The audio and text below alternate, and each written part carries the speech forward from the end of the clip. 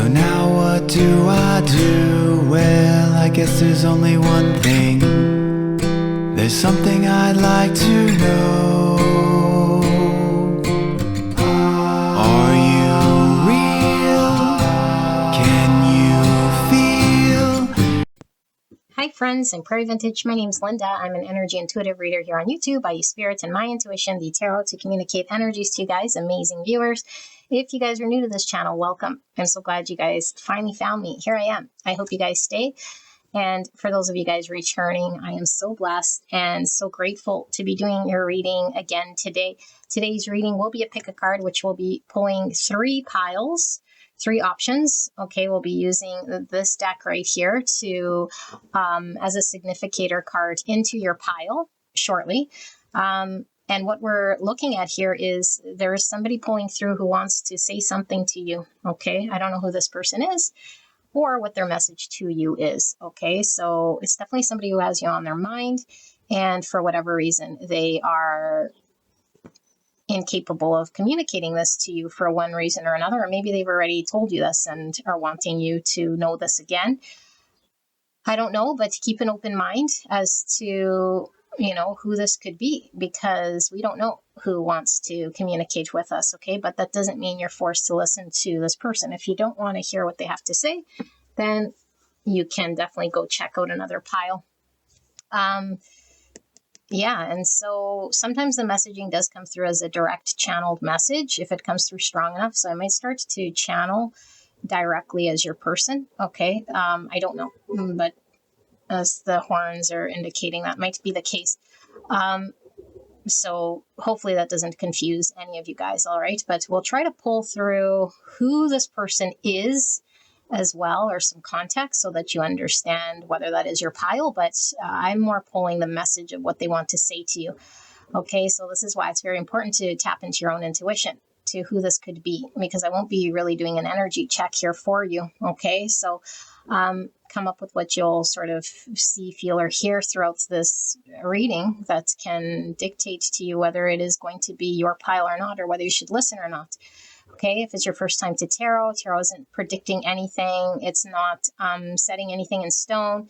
Energy changes. This person can say something 1 minute and shift the next. Okay, so don't commit yourself to one sort of track mind. Okay, and multiple things can be true and exist at the same time that contradict each other. Okay, we're multidimensional beings, and we're not just two-dimensional. Okay, so sometimes we have conflicting sort of energies pulling through. So keep that also in mind. All right, now this could come through as your high self. It could come through as someone you know's high self. It could come through as someone's 3D self.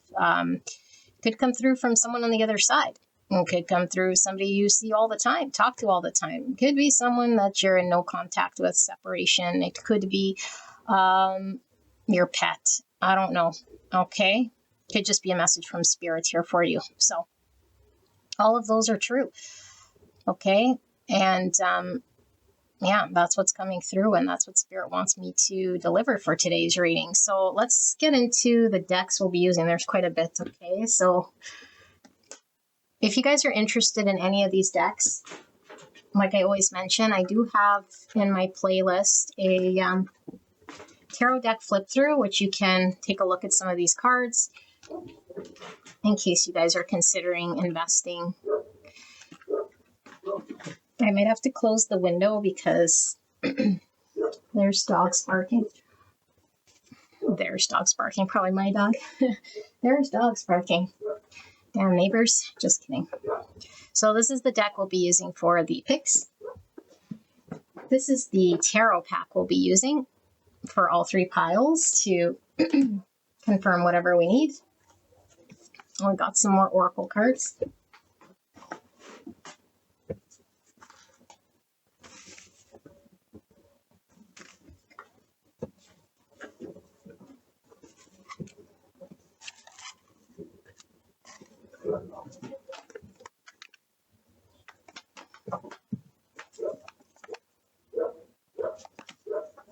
No, that's not my dog. I don't know if you guys can hear that. It's super hot in here and I'm not closing the windows, so I might have to pause if it gets too barky. All right. Oopsie. So you know what? I think I will also use these maybe for the initial pick a card to give you some context, maybe into the connection. Yeah, in case, because we're not doing an energy check. And so this might give us some context as to the dynamic going on in the connection. Okay, so yeah, let's do that. All right, so let us pull our three options here. Clear and concise message for the greatest and highest good of pile number 1, 2, and 3, Spirit, in regards to who it is that is wanting to communicate and deliver a message to the collective viewer here. Who is this person and what do they want to say for pile 1, 2, and 3? So these are the three options here. We'll pull the little buttons as well. Okay, so let's look at these. Now, if you're called at any point to any one of these three, 1, 2, 3, you can select from the timestamp below, but I will be pulling these buttons shortly. So option 1, we have the rebel. Light attributes challenges authority to effect social change, rejects spiritual systems that do not serve inner needs. Shadow attributes rejects legitimate authority out of anger, rebels out of peer pressure or fashion. Interesting. We have networker. Light attributes enhances unity through the sharing of information, engenders social awareness and empathy. Shadow attributes conveys information only for personal gain, spreads fear and falsehood. Can you guys see this? It's kind of hard to see, I know, because of the glare. So, oopsie. That's 1. That's 2. 3 is queen. The light attributes radiates the regal feminine, uses her benevolent authority to protect others. Shadow attributes becomes arrogant when authority is challenged, controlling and demanding. Okay, so let's pull your buttons. For option number 1, we have the waffle, 52. And we have the snake, 54. One more spirit. We have the potion and the dagger, 86. Okay.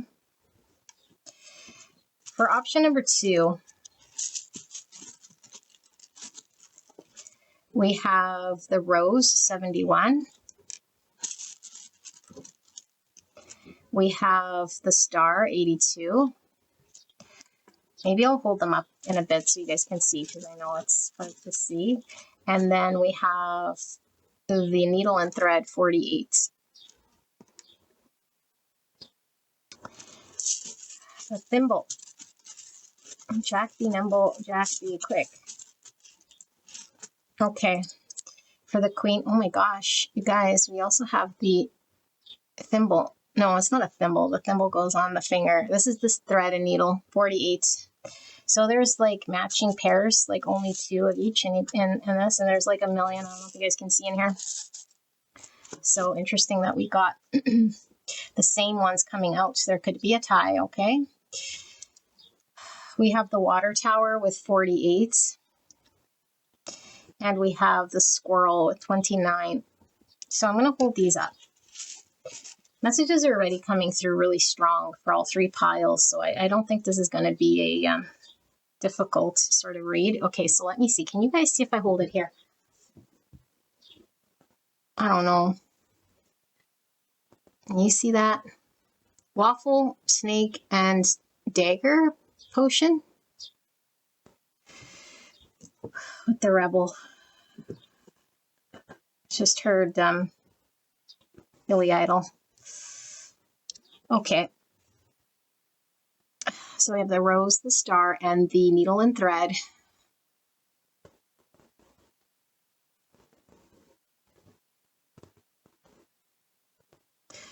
Okay. Sorry, usually when I watch it back, I'm like, I can't see anything, so I know how you feel. But it's as good as it's going to get for now.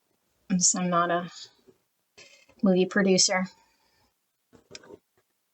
Okay, so we have the needle and thread, the water tower, and the squirrel. Okay. Cutie patooties. These are your options. Perfect timing because I have a lawnmower or something out there. I'm going to leave this with you. Use your intuition, close your eyes and open your eyes. And the first poll you have will most likely have your message. Okay, it's absolutely okay to be pulled to your own pile. That's okay. Go check out another one. Don't force it to fit. And I will see you at your pick.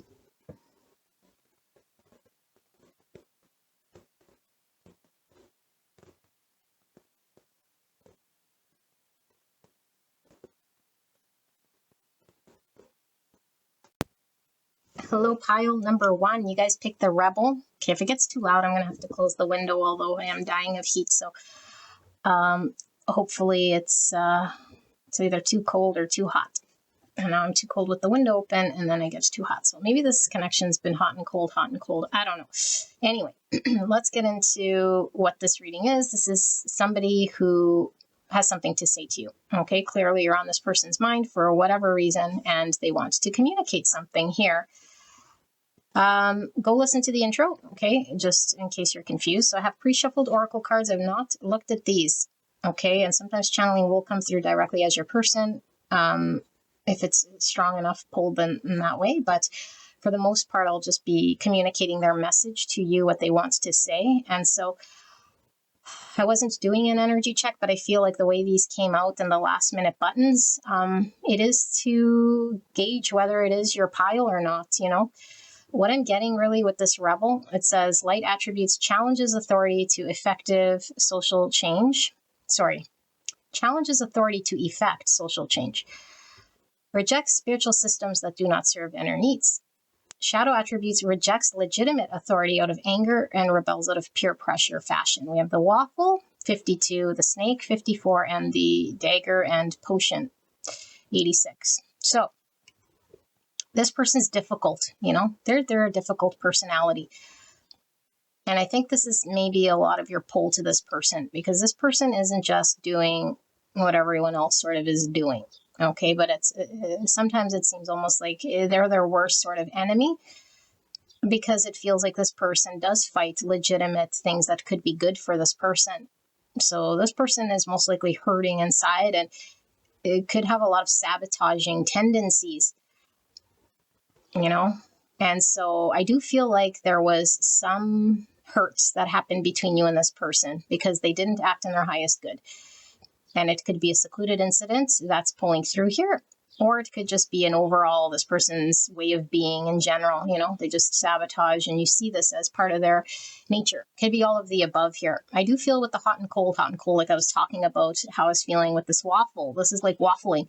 So it could be somebody who can't make up their mind. You know, maybe they make up their mind about whether they want to be engaged with you or commit to you or not. Or it could just be somebody who is very indecisive or hard to read, you know, floating around kind of here, like free spirit for sure.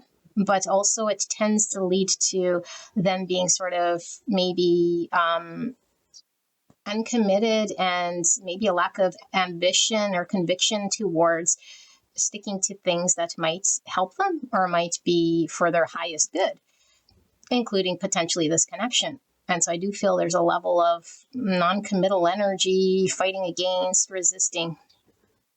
Okay, and then maybe a lot of this sort of aggression that pulls through.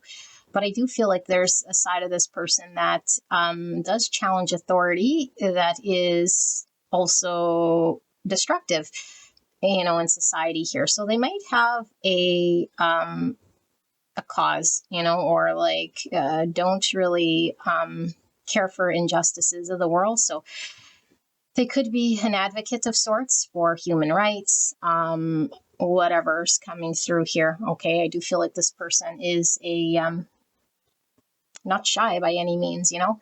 They do have a voice to express themselves. I am getting a very free spirit, and for some of you guys, even maybe like, you know, like a nature lover, could even be like a bohemian or like a hipster, you know, or a hippie, whatever you want to call it, if you want to put a name to it. yeah, very carefree. There's something about nature and like inner child. Like I see this person sort of barefoot, carefree, and laid back in some way. So this person could potentially have this laid back side, but they also have, like I said, this aggressive side to them that rebels.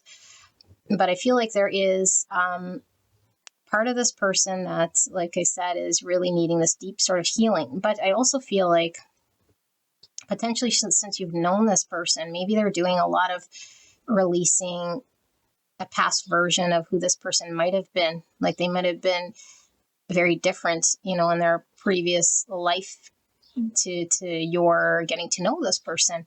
Because I do feel like there's been a lot of change within this person, but I feel like for whatever reason the stars aren't aligning, and there is challenge in working with this person and coming together. It seems as though you guys can't be together at this time or make things work. And yeah, it's there's also this energy here coming through of like a need to embrace some form of truth, or maybe it's just a need to embrace the authentic self, or confront something here in this connection that's been not discussed or avoided here. That, I don't know, maybe this person or you have been avoiding, but there is some discussion that's needed. So maybe it's someone you haven't had closure with. Also feel like there's something very magical about this connection, very spiritual about this connection. And I'm getting Cancer energy. And so Cancer season could be important. I mean, I think we're not coming into Cancer season, are we? I don't know, maybe something important about that month. Okay, maybe it's a birthday or an anniversary or a milestone, depending whenever you watch this. This is a timeless reading, of course. I'm also getting Hermit energy. So definitely I feel like maybe they're in isolation, or like they're, because there is this energy of deep healing. So I don't know if you guys are just both doing some healing, or this has been reflected, like a need to understand self better with that Hermit energy. Or this person could definitely have like an introverted side, like a loner, or like a lone wolf, or like I do it myself type energy, like the Hermit here. Okay, Virgo pulling through, more Cancer. Also, yeah, like this Moon energy is coming through, deep emotions. So somebody who feels very deeply, but I don't know necessarily whether this person is able to channel that. It probably comes through as aggression. Yeah, I see there's a block in, there is a block in healthily expressing their emotions. So although they do feel deeply, I feel they're connected to their emotions. I feel like it's a challenge outputting in a way that is constructive and conducive to helping them. It is maybe very like they resist, or they, I don't know, it's coming through like crazy. This could be somebody who has a lot of aggression, like punches holes and things when they're angry, or like that sort of thing. Okay, I'm not conducing any violence here. If you're in a violent situation, then you know what to do. And this isn't your reading. This isn't your pile. I'm definitely not your reader, and I'm not going to be supporting any victimization or stories of that sort of nature. Okay, so, but yeah, punching holes, I don't know. Very aggressive music, maybe very into like dark sort of things here, potentially, because I feel like there's a heaviness here and there's a block. And so it comes through as this like intensity. And so they might, like I said, there's this part of them that's like that outspoken advocate on some maybe cause that they stand up for. I feel like there's an aggression towards, or this outlet. This comes through my readings often, that like outlet, but it's like funneling a lot of this pent up energy. So it's not just about this person's need for justice. It's also, or to fight, to make social change. It's also this person sort of taking this aggression and trying to channel this thing here, maybe somebody, like into very like intense activities, like boxing or like getting riled up, yeah. And yeah. So I guess there was an energy check. If this sounds like something, let's take a look at what it is this person's wanting to say to you. Texting. Okay. So it could be somebody who you text with quite often, controlling. Interesting. So there was that part of them that I was telling you that's a little bit of a, they're that aggressive side, Texting, controlling. Okay. Friendship. I understand that a friend is in my life for a reason. And we'll get them all out before. And don't take any of the words literally, okay? I'm going to be channeling the energy as it pulls through with these cards. So it could mean something completely sort of different in the big picture, because I got to take all the cards around it into consideration, the energy that pulls through it and all that stuff, okay? So just leave the channeling up to me, because I'm the one that Spirit knows is going to be doing the channeling, okay? So we have maybe. There is this waffle energy, by the way. Do you think about me too? Number one is new beginnings. It's also magician energy. I'm feeling Virgo, Gemini, but it's this communication. Just need to communicate and express those emotions. I need time for me. Number 4. Okay, so 4 is all about stability. Emperor energy. Aries energy. I'm also getting Scorpio energy.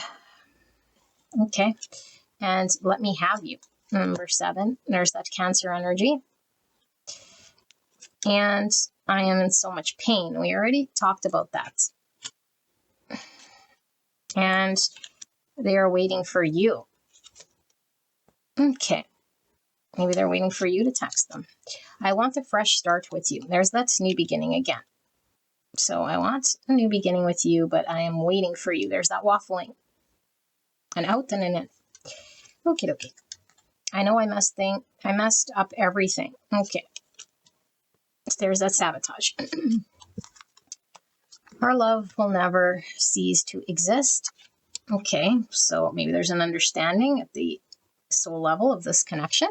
I think about you all the time. All right. And we have protection. So we have these 2 locks. They're looking like those combo locks you put on a locker in high school. I don't know, I guess people might use them nowadays, like the combo locks. It's like the right combination, but these 2 are interlinked. I'm getting mirroring here as well.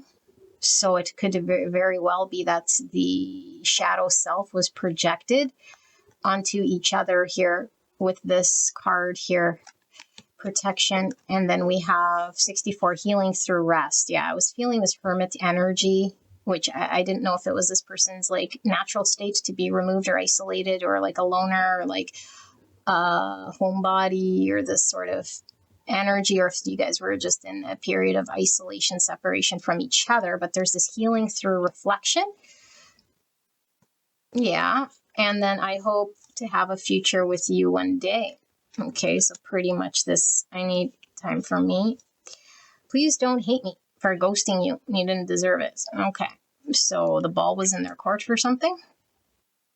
I guess they were on a cold period or an off period of that waffle. There's the yellowing. So that's that snake energy dying off. The die off, like I said, I thought they were changing or shifting, like something was changed within them. This is all about, like the die-offs, the releases that happen over time as the old version dies and the new version sort of comes about. And what's the old version? The old version is the false self or the hurt self, so that the healed version or the highest version of self pulls through. So there is a change here. Now, this is 14, which is temperance energy, Sagittarius. Okay, all about healing. And we have the tear. There's that pain. This person could be very sad away from you here with this tear. Okay, we have 52 or another 7, more Cancer energy. So 7's all about faith, wisdom, reflection, which is that hermit, understanding. Okay, 7's the integration of shadow. 7 is Tower, which is this deconstruction of the old self. Seven's also spirituality, which I was really picking up this spiritual understanding of this connection. It's also about the intellect, personal growth. It's also about solitude. Again, that hermit energy. Okay. Romance. Man, look at the mirroring, like I said, and both now I'm seeing the snakes here, snake skins. So maybe you're experiencing some of the same that this person's going through, you know, or you just mirrored this back to this person, but romance. So this is someone who is most likely an intimate, romantic person, although we do have friendship here. So take it as it resonates, but it is pulling through here, Sana, as romantic feelings. Unfazed. I'm unfazed by your separation since I wasn't emotionally invested.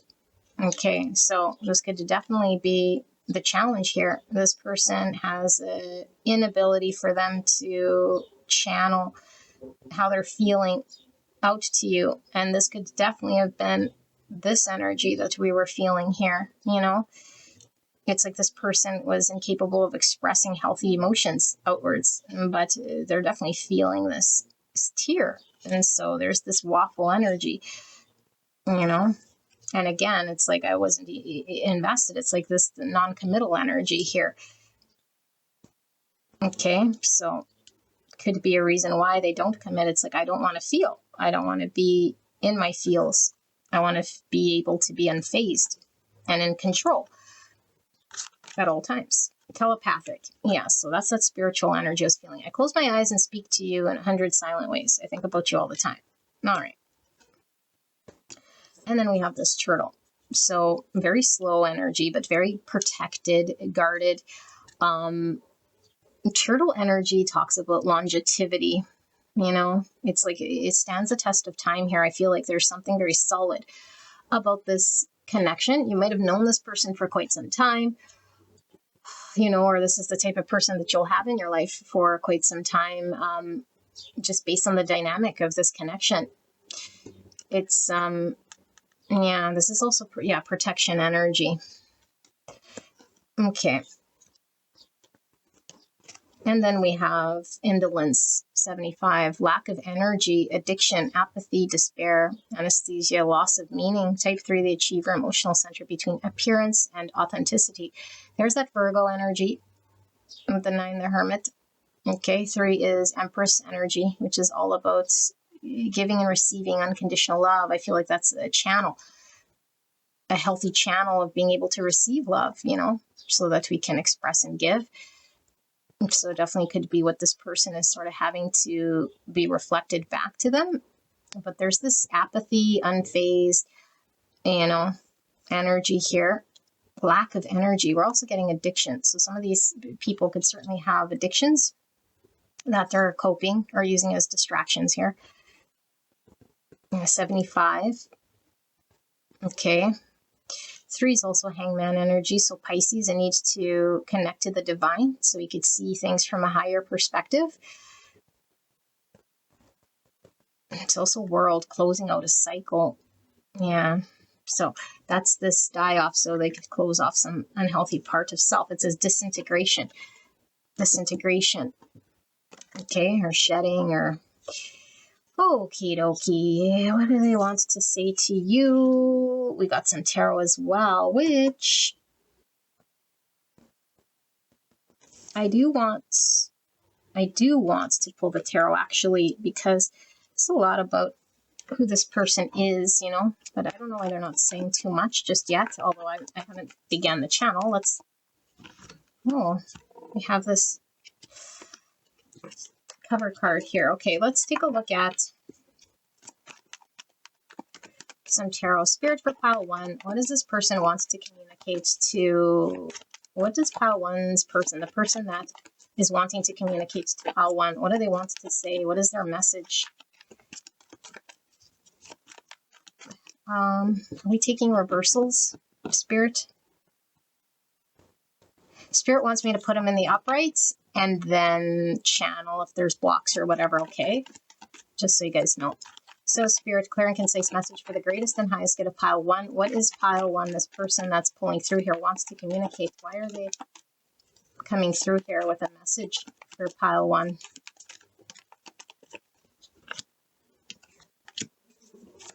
Some more, spirits. Clear and concise message for the greatest and highest good of pile number 1. This person wants to say. I do feel one more. I feel it's that one. Okay. All right. Queen of Pentacles, Earth, Virgo, Taurus, Capricorn energy. 9 Swords. It's a dark night of the soul energy. Anxieties. And we have 6 Cups. Okay, there's that innocent love. It's the soulmates card, soul recognition, which we were really picking up here. And it is the card of reconciliation, forgiveness. Okay, we have the world, which we were picking up with this number 3 energy. Closing out cycles. I don't want to cover this on a channel. And we have the Fool, new beginning, Aquarius energy. Okay, and then we have the King of Pentacles right beside this Queen. How fascinating. So both you guys might be earth signs. Jeez, Virgo, Taurus, Capricorn energy. My goodness.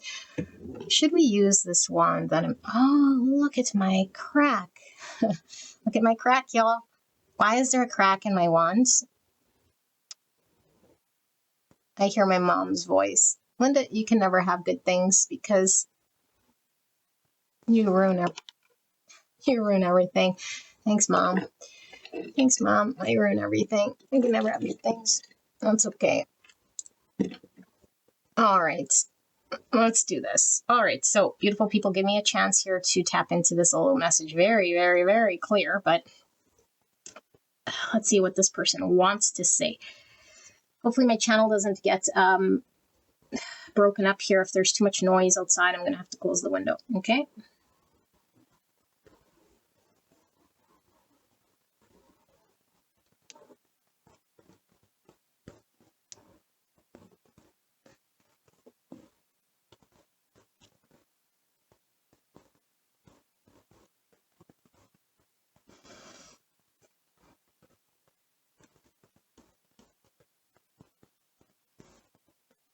Okay. Pile number 1. I could see how there's frustration with this person because it's like, let it out, you know? And what they're letting out here, it doesn't seem like it's enough to break them free. Like, I don't know how else to describe it. Like, it seems to me like there's so much here within this person's energy that would benefit from completely letting everything sort of out. It's very controlled how this person goes about expressing themselves. And I don't know, it's become the way that they are, you know? And so this is why this person is challenged potentially in really being open with their emotions with you. Okay? Because I feel like this person is not withholding from you because they're sort of wanting to withhold from you. Okay, this is a withholding because this person withholds from themselves because they don't want to acknowledge parts of themselves. Like, they really don't. And so this person, it is coming through, you know, that there is some form of being unfazed in this, like, apathy. And this is really killing this sort of vibe, if you will, because it seems as though this person isn't taking you seriously, or like there's a big wall or a block or a disconnect here. Like, you know. But anyway, so something's being mirrored to this person by your presence, by whatever they experienced with you. Okay, they feel like you and them are like spiritual partners, but not just in the spiritual realm. These are pentacles. So this is like, if I were to understand myself in some capacity at some point in time, you're my person. Like, there's no doubt about this whole thing. But it's like, this type of energy is like, I don't need a person because I'm good on my own. But this is rebelling and pushing against love and this person allowing themselves to go there, wherever there is. And so I feel like there is a separation here, okay? Or at least this person is in that unfazed, unbothered energy and healing this sort of trauma within self, which removes anyone, including you here, from entering this world of this person that they haven't entered themselves. They feel a strong, strong bond to you telepathically. There's always this energetic high self sort of communicating. And they also have an understanding here of a future with you at a time when I'm over this or healed from this or resolve this thing as part of myself. Okay, so this person is having a lot of anxiety. Although it says unfazed or whatever, because this is their MO or their natural state. Like, they're not putting on a show. Okay, but it is the false self. Okay, and it's not like an act so much as it is a self that's been developed and conditioned and programmed into how this person engages in connection and relationship. That's become a part of who they are. But again, it's the false self, so it's really not them. But they connect to it, and they really believe that that's their identity. This is who I am. This is how I am. This is sort of my way or the highway type person, you know. But it's like, there is, I don't know if there's been like some form of a fallout or some form of something here that's now this person is like feeling this anxiety and this sadness here. And it's like this person wants to make peace with you, like in the heart of all hearts. So this might be coming from the high self, kind of giving a reason why this person is the way they are, is what it seems like to me. Because it doesn't seem like this person is wanting to like come out. Like, this is kind of hard to explain, but it's not like this 3D person has something they're wanting you to know, like, oh, I'm sorry and I feel bad. No, it's their high self is like coming through, explaining this catastrophe of a 3D self that's hot, cold, unfazed, blocked off, all of this stuff, you know. And I think a lot of you guys might have just had enough here, because it seems so heavy and it's like fighting, resisting, you know. And what the high self is talking about here is this person wants you to be in their world. Like, they want you to stay in this toxic environment. It's like they're waiting for you to sort of be in this thing, you know. And it's like, no, you're not going to enable this. And it's like they know that this isn't healthy, and that behaving like this for however long they have been behaving like this mess things up. But it's also at the same time, it's like this rebel side. It's like, but I still want you in this toxic world, or I still want you to accept me the way I am here. And it's like, but you're not that way. So why would you, which I assume are connecting to your authentic self, since you're here at my channel. Okay. Anyone here at my channel most likely is really tapped into their high self, or at least they know of the false self, and are working through egos and shadows. And I feel like this person really identifies with that false self, that self that they created to protect themselves. They created an identity. And this identity is one that's my way, highway. I don't commit. I'm do it whatever I want when I want. And it's like, there's nothing wrong with being autonomous and having control and freedom and agency over yourself. But this is not that. This is getting in the way from this person experiencing a deep, tender love and giving and receiving love from an unconditional place.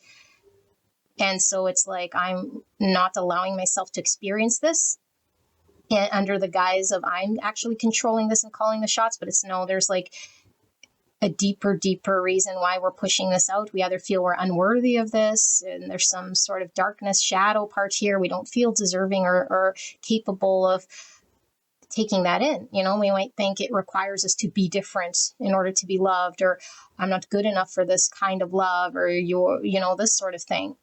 And so I don't think that this is the type of person that's like, oh, you're too good for me type energy at all. I think this is the type of person that would put on a thing like, oh, it's my way, and, you know, I don't know, I don't bend, and blah, blah, blah. Meanwhile, it's like they find themselves by themselves because of the fact that it's like, there's a need to show love through compassion and through a form of compromise. And we don't have to compromise our own autonomy and freedom, but there is an inconsiderate energy here of not considering other people. And when they hurt people by this rebellion and this aggression and this sort of thing that they do, but it is stemmed from a lot of pain. And so there's a lot of healing. And I feel like it's reflected back to you. And I do feel like for a lot of you guys, if you've been in this for quite some time, it's like you've seen this person sort of shed a lot of this pain, but there's still a lot of pain here. And there's still the need to address something again, like this main part that is burning to be addressed and looked at from them. So once they look at it and deal with it, then they're capable of sort of presenting forward as a different person to you. So I feel like this person always seemed emotionally uninvested in this connection, which is very frustrating and hurtful, especially if you've been with this person for some time. It's like no matter how much you invested emotionally, it's like this person couldn't invest in you in some capacity in a practical, pentacle way. And it's like one day, but it's like, no, the time is now. And it's not one day, because this form, this pattern, this identity will continue to sort of persist. And so the high self here is talking about spilling the tea, if you will. Like, yes, this person does want a new beginning with you, but this person is also waiting for you to stay in their dysfunction.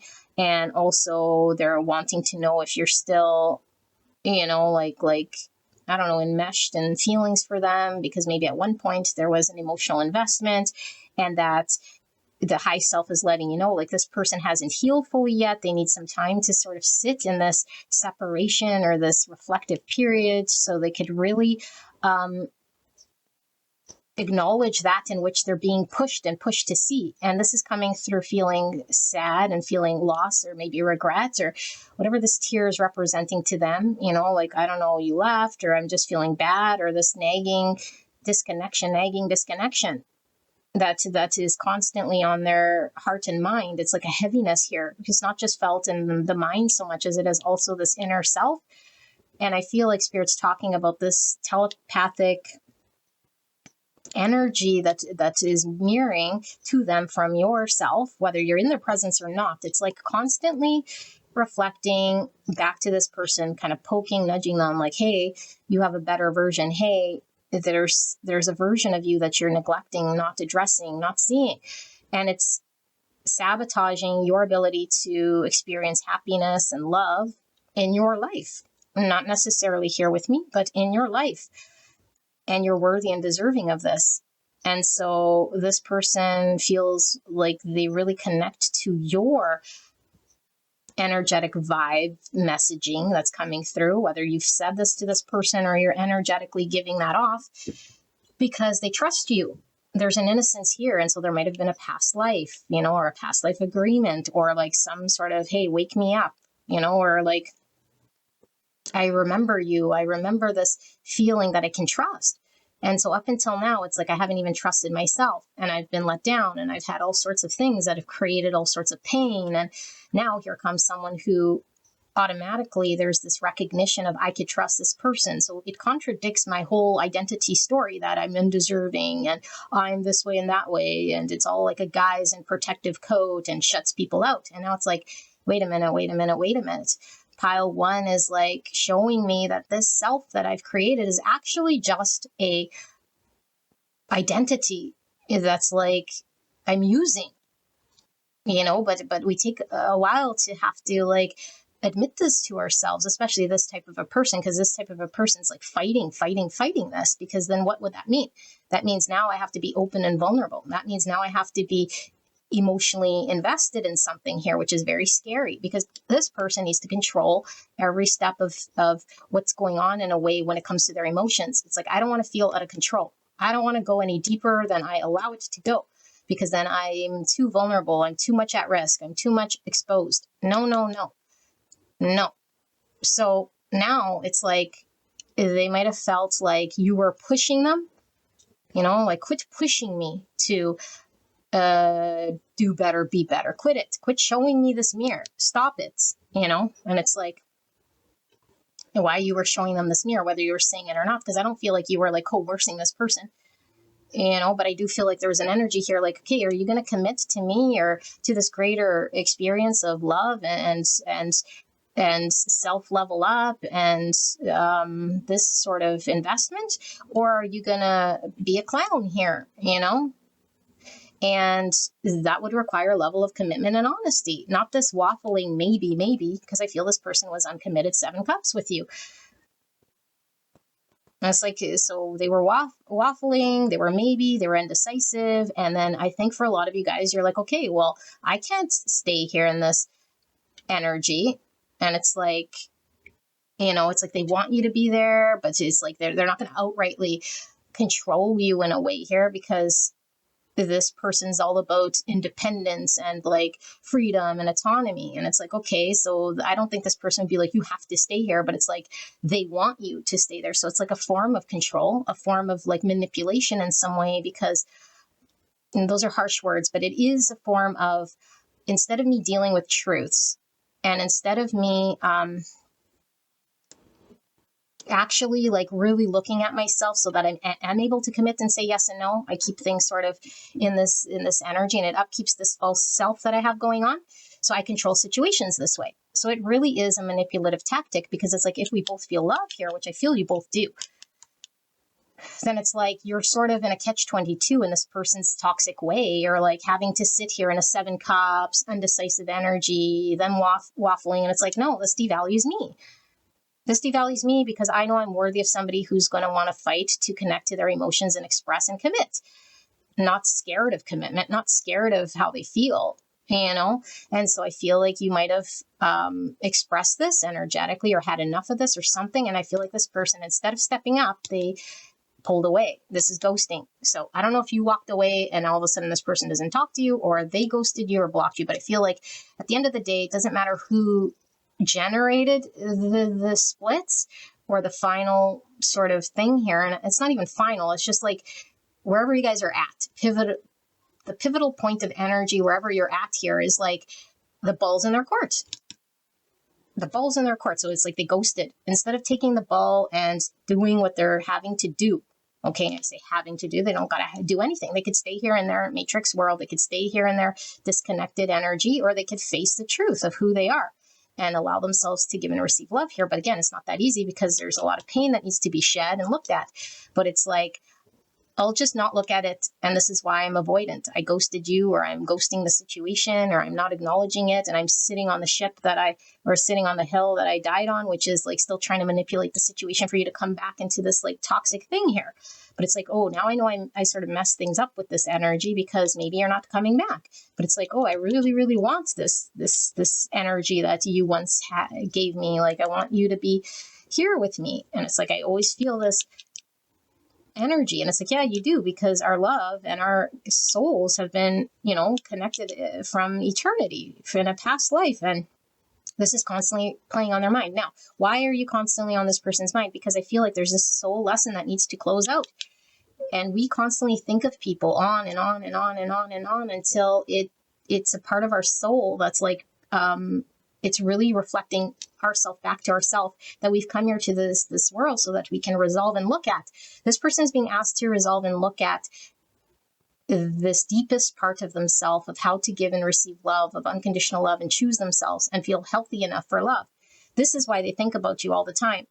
Because if they healed this, they wouldn't have you sort of constantly on their mind, on their mind, impacting their energy.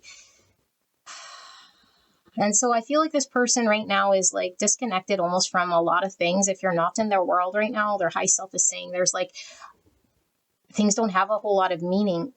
And I think before you came into this person's world, I think things didn't also have a lot of meaning here.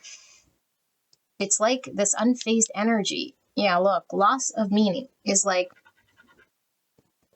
we're so disconnected, And we're doing that so we don't feel. We don't want to feel again because we were hurt. We don't want to feel again. We don't want to get attached again. We don't want to go deep again.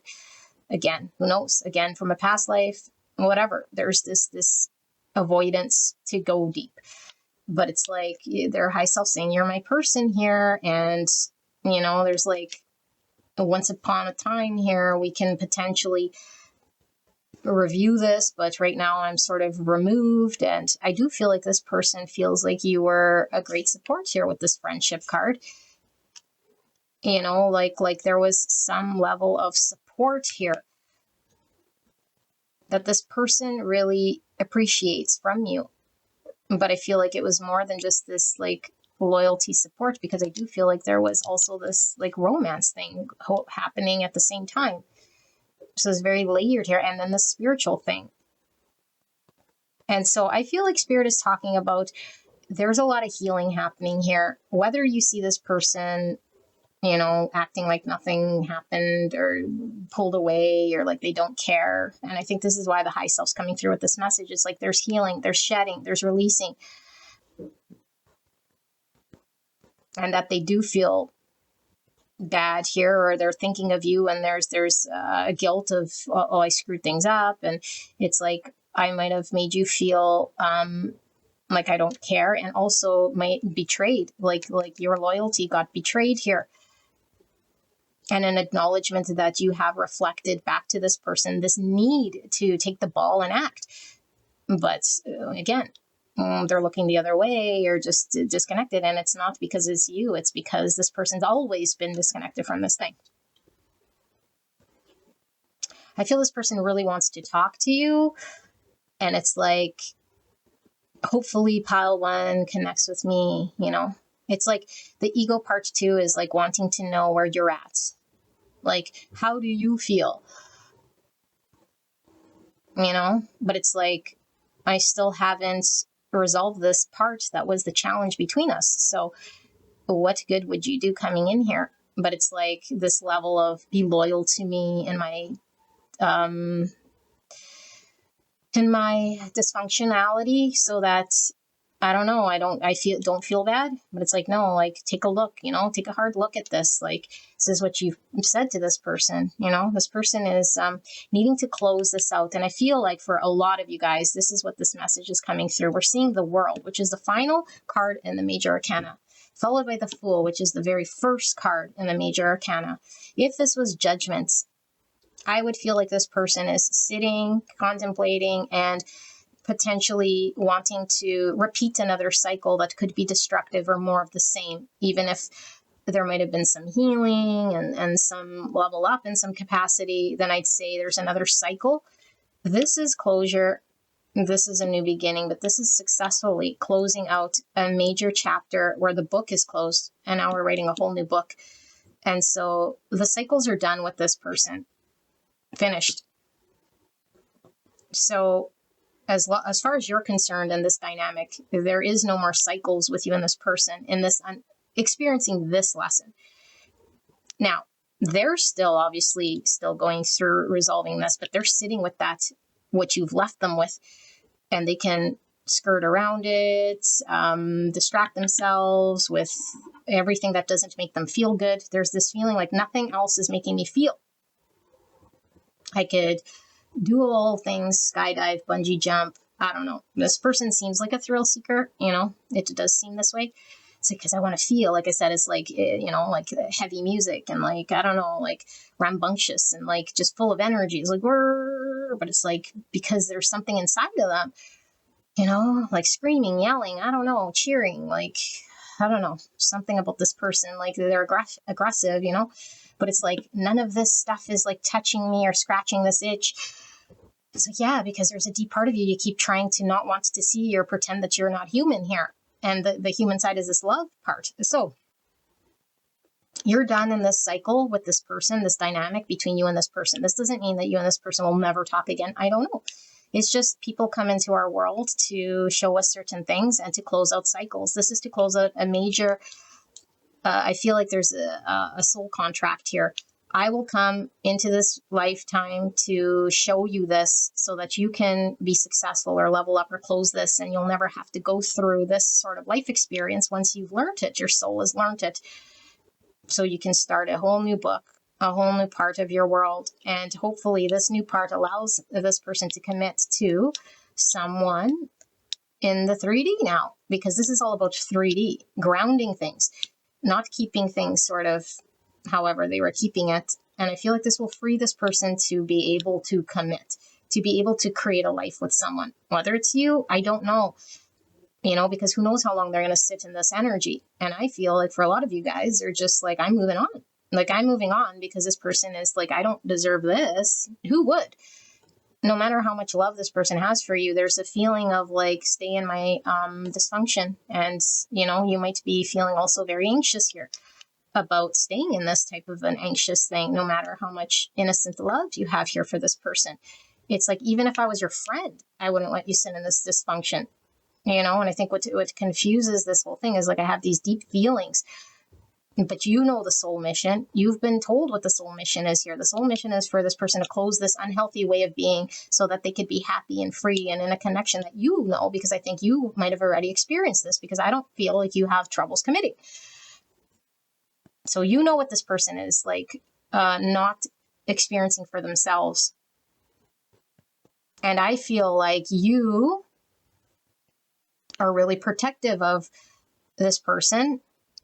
And I think you have to choose what's best for, yourself clearly, but also what's best for this person. Because I feel like you want this person to be healthy, It's like you want to choose to be truthful with this person.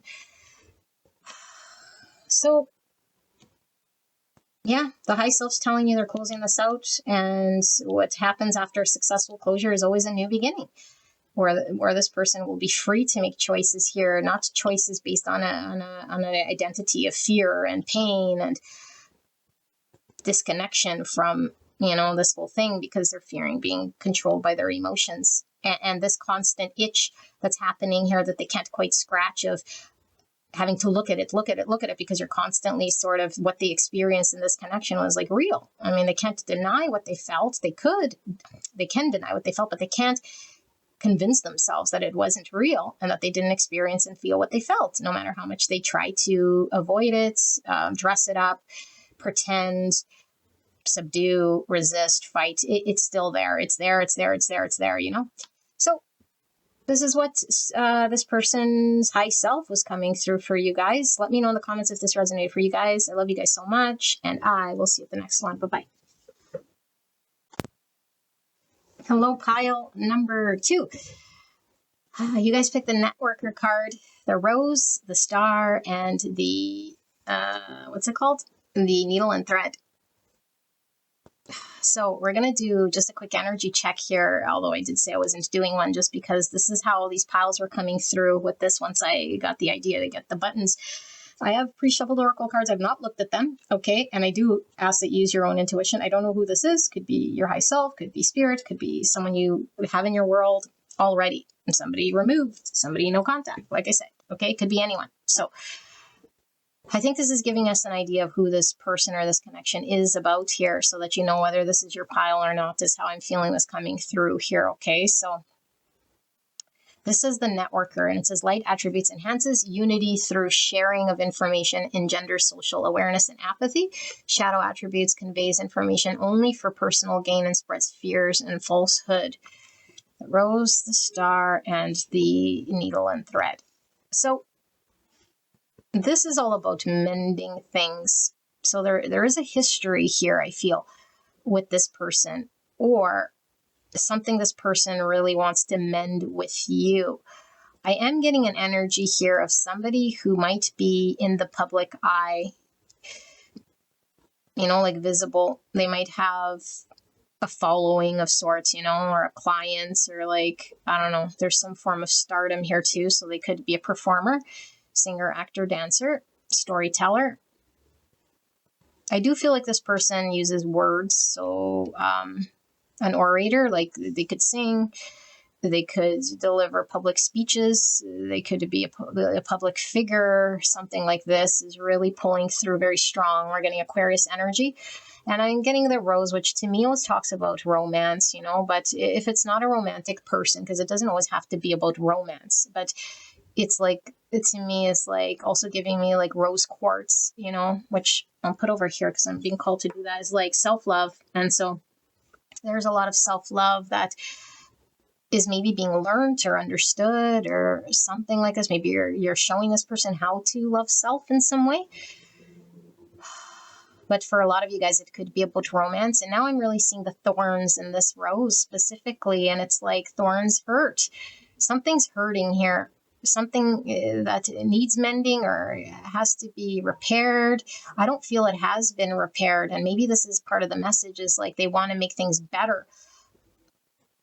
There's a lot of, and even star, there's like a desire to heal or a need to heal something, a longing to heal something.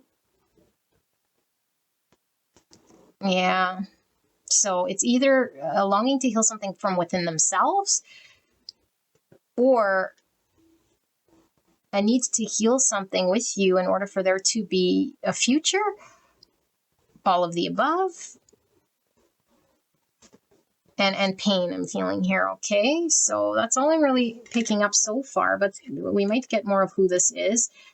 But like I said, there is Aquarius coming through. We might get more here. And because networker, someone good with words, it could certainly be Gemini, Libra, Aquarius, any of the air signs, but we'll see. It does feel masculine too, but it doesn't have to be, okay? Masculine, because it could be somebody who's a lot in their mind. And we have courting. Look at more roses. So roses could definitely be significant. So people are hugging, courting, okay. And then we have trash. Oh my goodness. This person could be in another connection, just for some of you guys, if it does resonate here.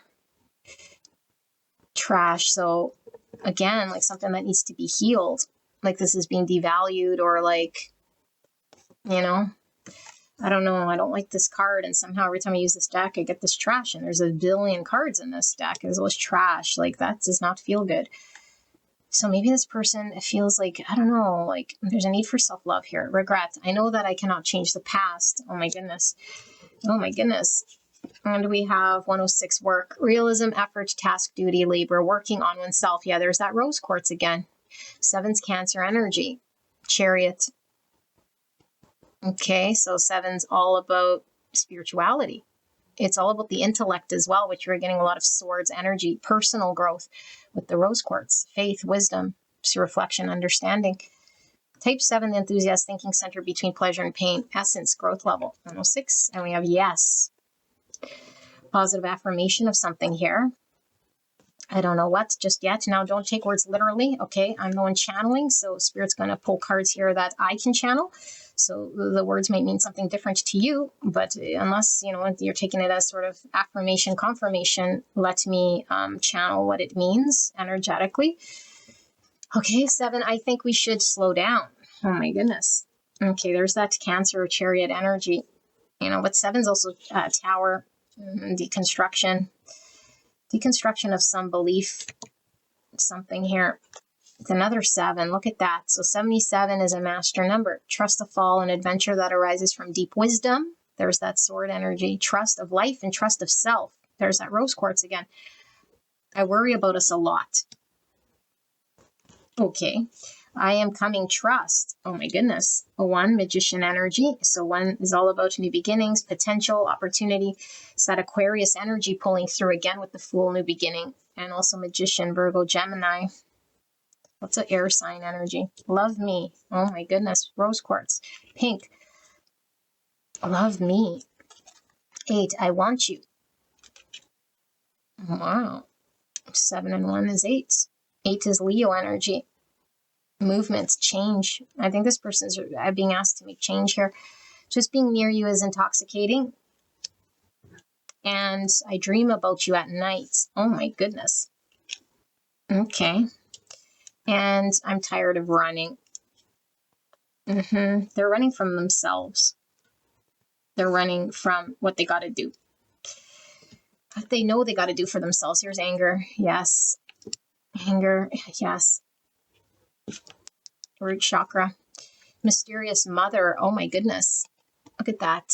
We have the number 4. So 4 is all about structure, foundation, stability, and planning. But I'm getting like a stagnancy here in a structure that's already established.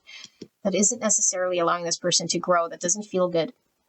And there's more star energy. Lots of Aquarius here. Star is also about destiny. But I feel this person is like a star. Maybe, like I said, like in fame or something, or in the public eye. Scry mirror 65 or 11.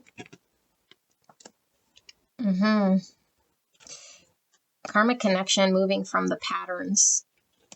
And please understand that I need space right now. Oh, wow. Oil of vitriol. So there's the words again with the swords. 35. Or the number 8 coming through again. Leo energy. I need for courage to speak some sort of truth as well. But this could be like lashing out in words. Aggression. Here we have the 1. Number 30. Look, 35 and 30. So 3s are all about creativity, joy, communication, which comes through again, self-expression. This person is suppressing some part of themselves. Birth. I feel this person is famous. I don't know why. Anyway, birth. Okay, so there's a rebirth here, or maybe this person could be famous. Maybe there's like a purpose here that this person isn't pursuing because they're too inauthentic at this time. I'm getting Pisces energy from the eye. Birth. So a rebirth, new beginning, what you get with the 1s. Jealousy. I get jealous when I think of anyone else having you and stealing you away. I'm just getting this like third party type energy, like I was picking up here, like they could be with someone or seeing someone or something like this. I don't necessarily think, well, maybe you're with someone here. Or there's a fear you're moving on here and this person's got to get their act together. Partying. I've been partying with my friends to avoid being alone at home. Avoiding what they got to deal with here. And the bats. That's that Pisces energy I was feeling with the intuition. More air, lots of air through here. Gemini, Libra, Aquarius, bat. So heavy Aquarius in this pile, you guys, like heavy. Okay. Some Pisces and Gemini and not really feeling the Libra, but air is coming through very strong. So could definitely be. We have a lot of relationship type stuff, which is Libra energy. Some Aries, some Virgo, some Pisces. Okay, so spirit for pile number 2. And this person that wants to talk to them, what do they want to say exactly here? What do they want to say to pile 2? Why are they coming through here? Clear and concise message for the greatest and highest good. I will be reading these all in the upright. Okay, but I will be picking up any blocks that come through here energetically. This pile 2 wants to communicate here, or pile 2's person that wants to communicate. We have the World. Wow. This came out for pile 1 as well. Closing out a cycle successfully. We have the 4 swords. This is that healing rose quartz energy, self-reflection. 3 pentacles. Need to collaborate, work together with another, or to create something that'll stand the test of time. There's 8, more work. This is work. Work, work, work, work. And I'm hearing that's a song. Work, work, work, work, work. Work, work, work, work, work. 3 swords.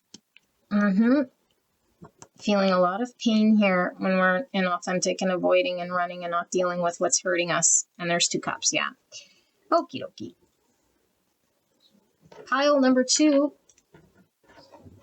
You have a person here who I feel is connected to you however it is, okay? I don't want to limit it because for some of you guys, it is a telepathic, energetic bond here with this bat and this dream.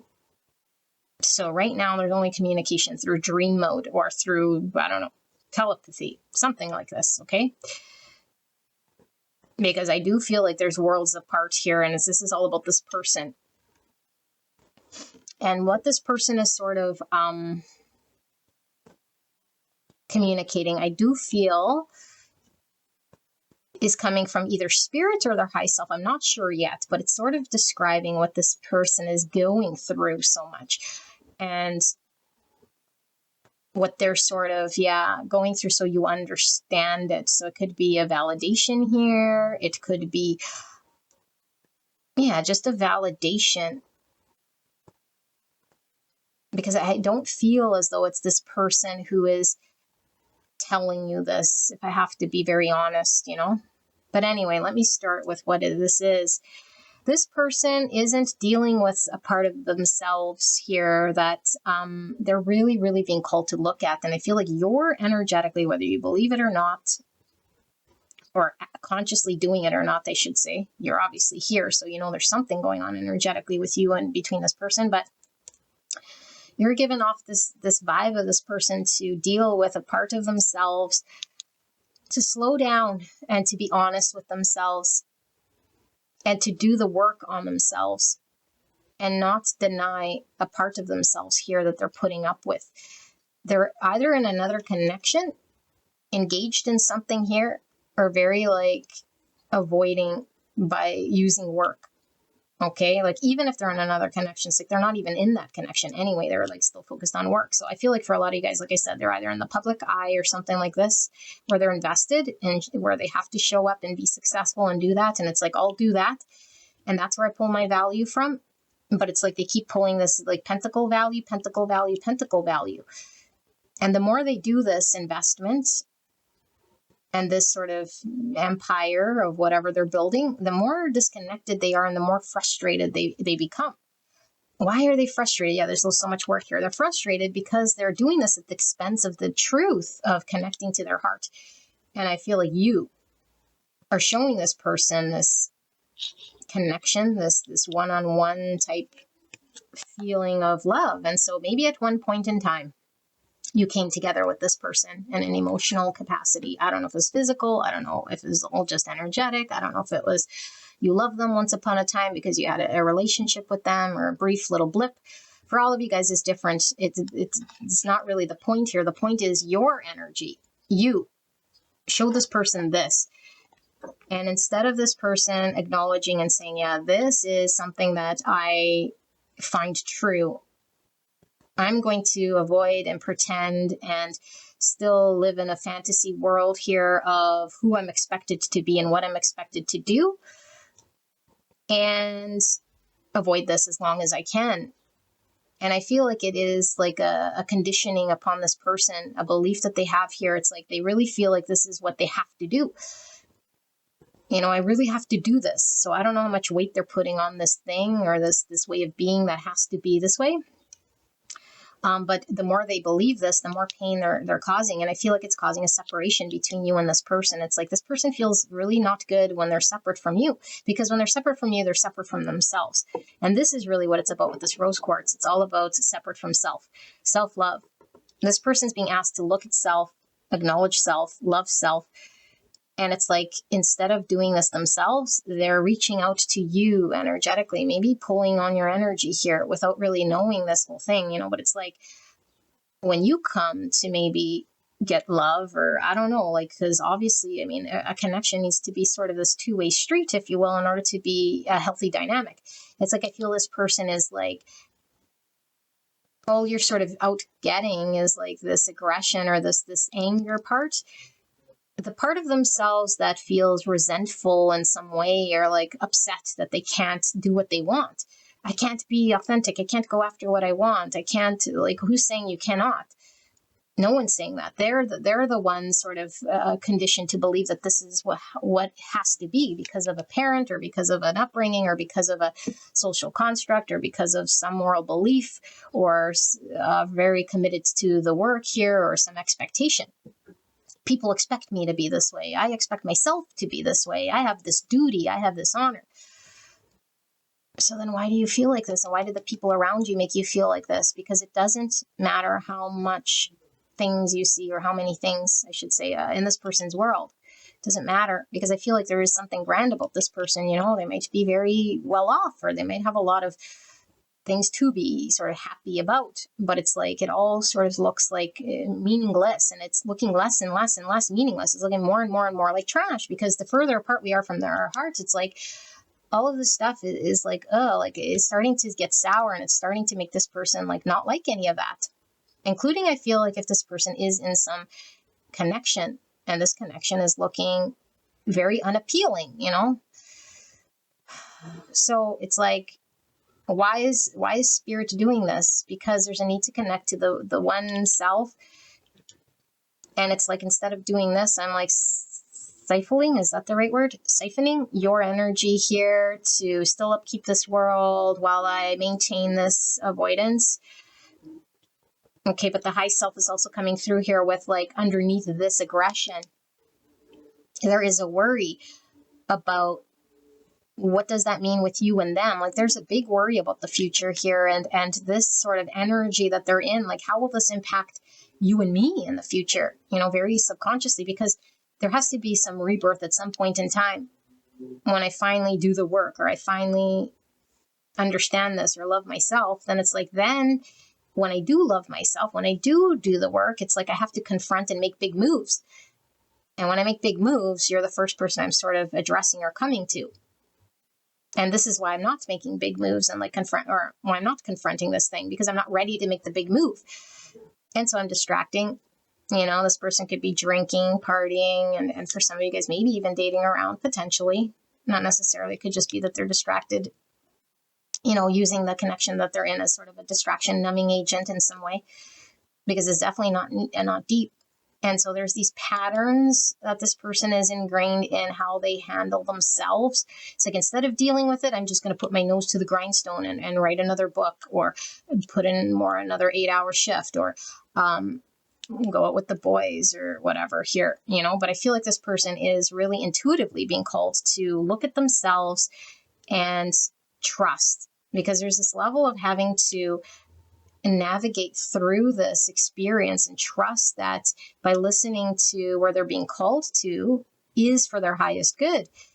But right now it's like, if I don't see it, or the pentacle realm is what I see, and so I'm paying an honor duty to this thing, I'm staying with the task at hand, but again, it's like, but I want you to know.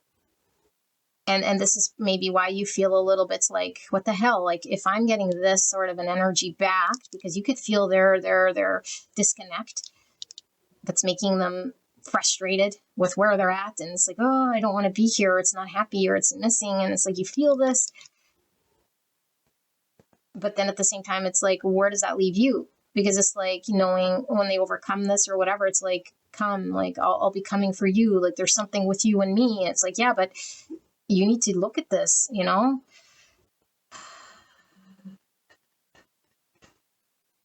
I feel like this person is really in this energy of like, you're the one I want. There's a truth within you. And instead of dealing with the truth within you and what I want now, I keep trying to force what is to work, to the point where I'm so angry about it because it's not working. So it's like avoiding dealing with you and trying to force this thing to work, because it'd be easier for me to make this work, because again, this is what's expected of me in some way.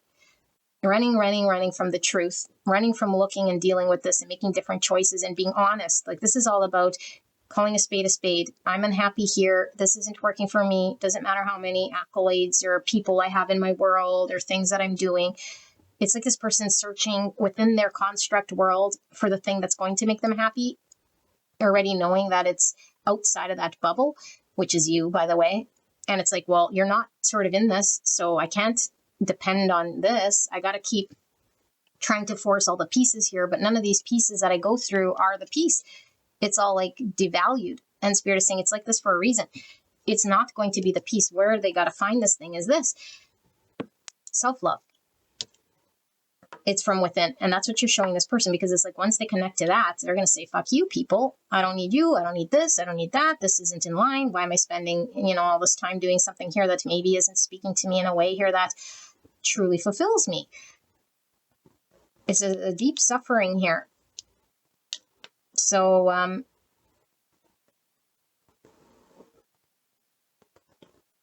yeah. And I feel like this person is, not available to be there with you, because it's like, please understand, I need space right now. And it's like, okay, but like, I feel your frustration here, because it's like, okay, if you like, go figure it out and like, you can move on then, right? But it's like, no, because there's this tether to you that this person is like eventually going to resolve this or look at this and then be free. It's like, you just want this person to be free. It's like, when are they going to get tired of running? Or when are they going to be honest with themselves? When are they going to actually deal with this thing? Because all they're really doing, like you see it very clearly, is like rejecting themselves, not being truthful, and then being angry about it, angry at everything and everyone around them. But it's really their own fault.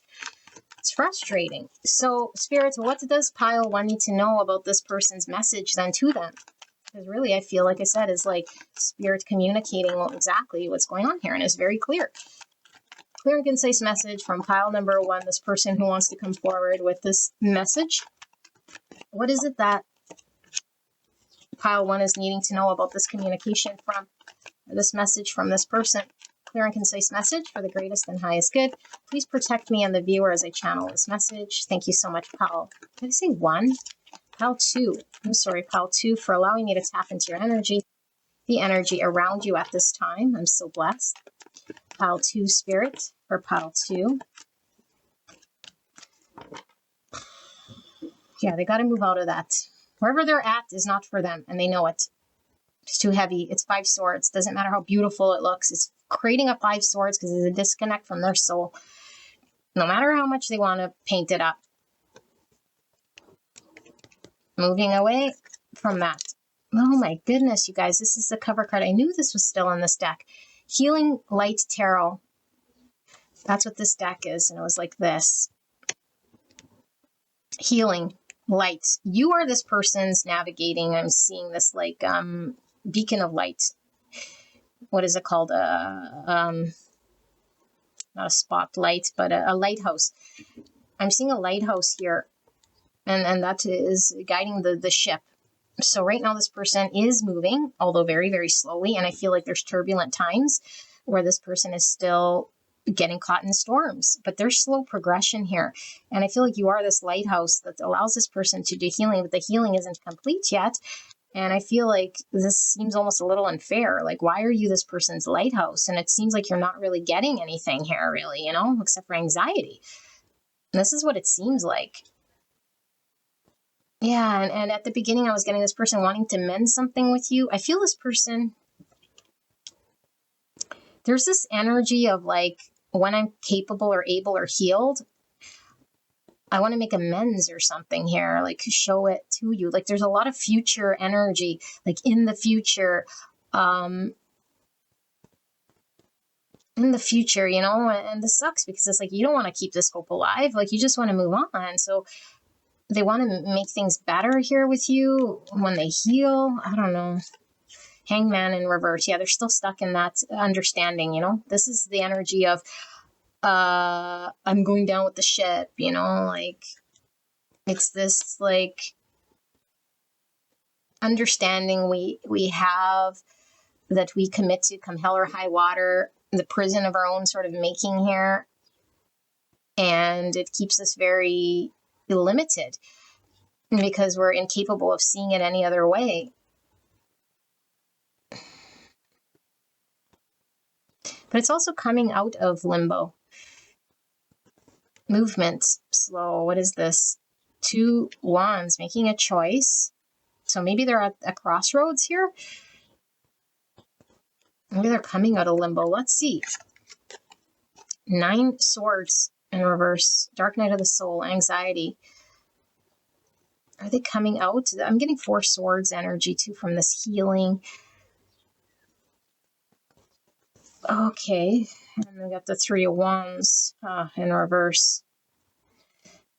No, this is like, I need to get on the ship. And this is like, we missed the ship. The ship never came. We're no longer waiting. Maybe you're no longer waiting here. And they sense this. I'm coming, I'm coming, I'm coming. You're no longer waiting. I don't think you should. And I don't like this message. If you've moved on, like, don't. There's a rejection card. Feeling rejected. There's that self-love again with the rose quartz, the Ace of Cups, 6 of Wands, and the public eye again.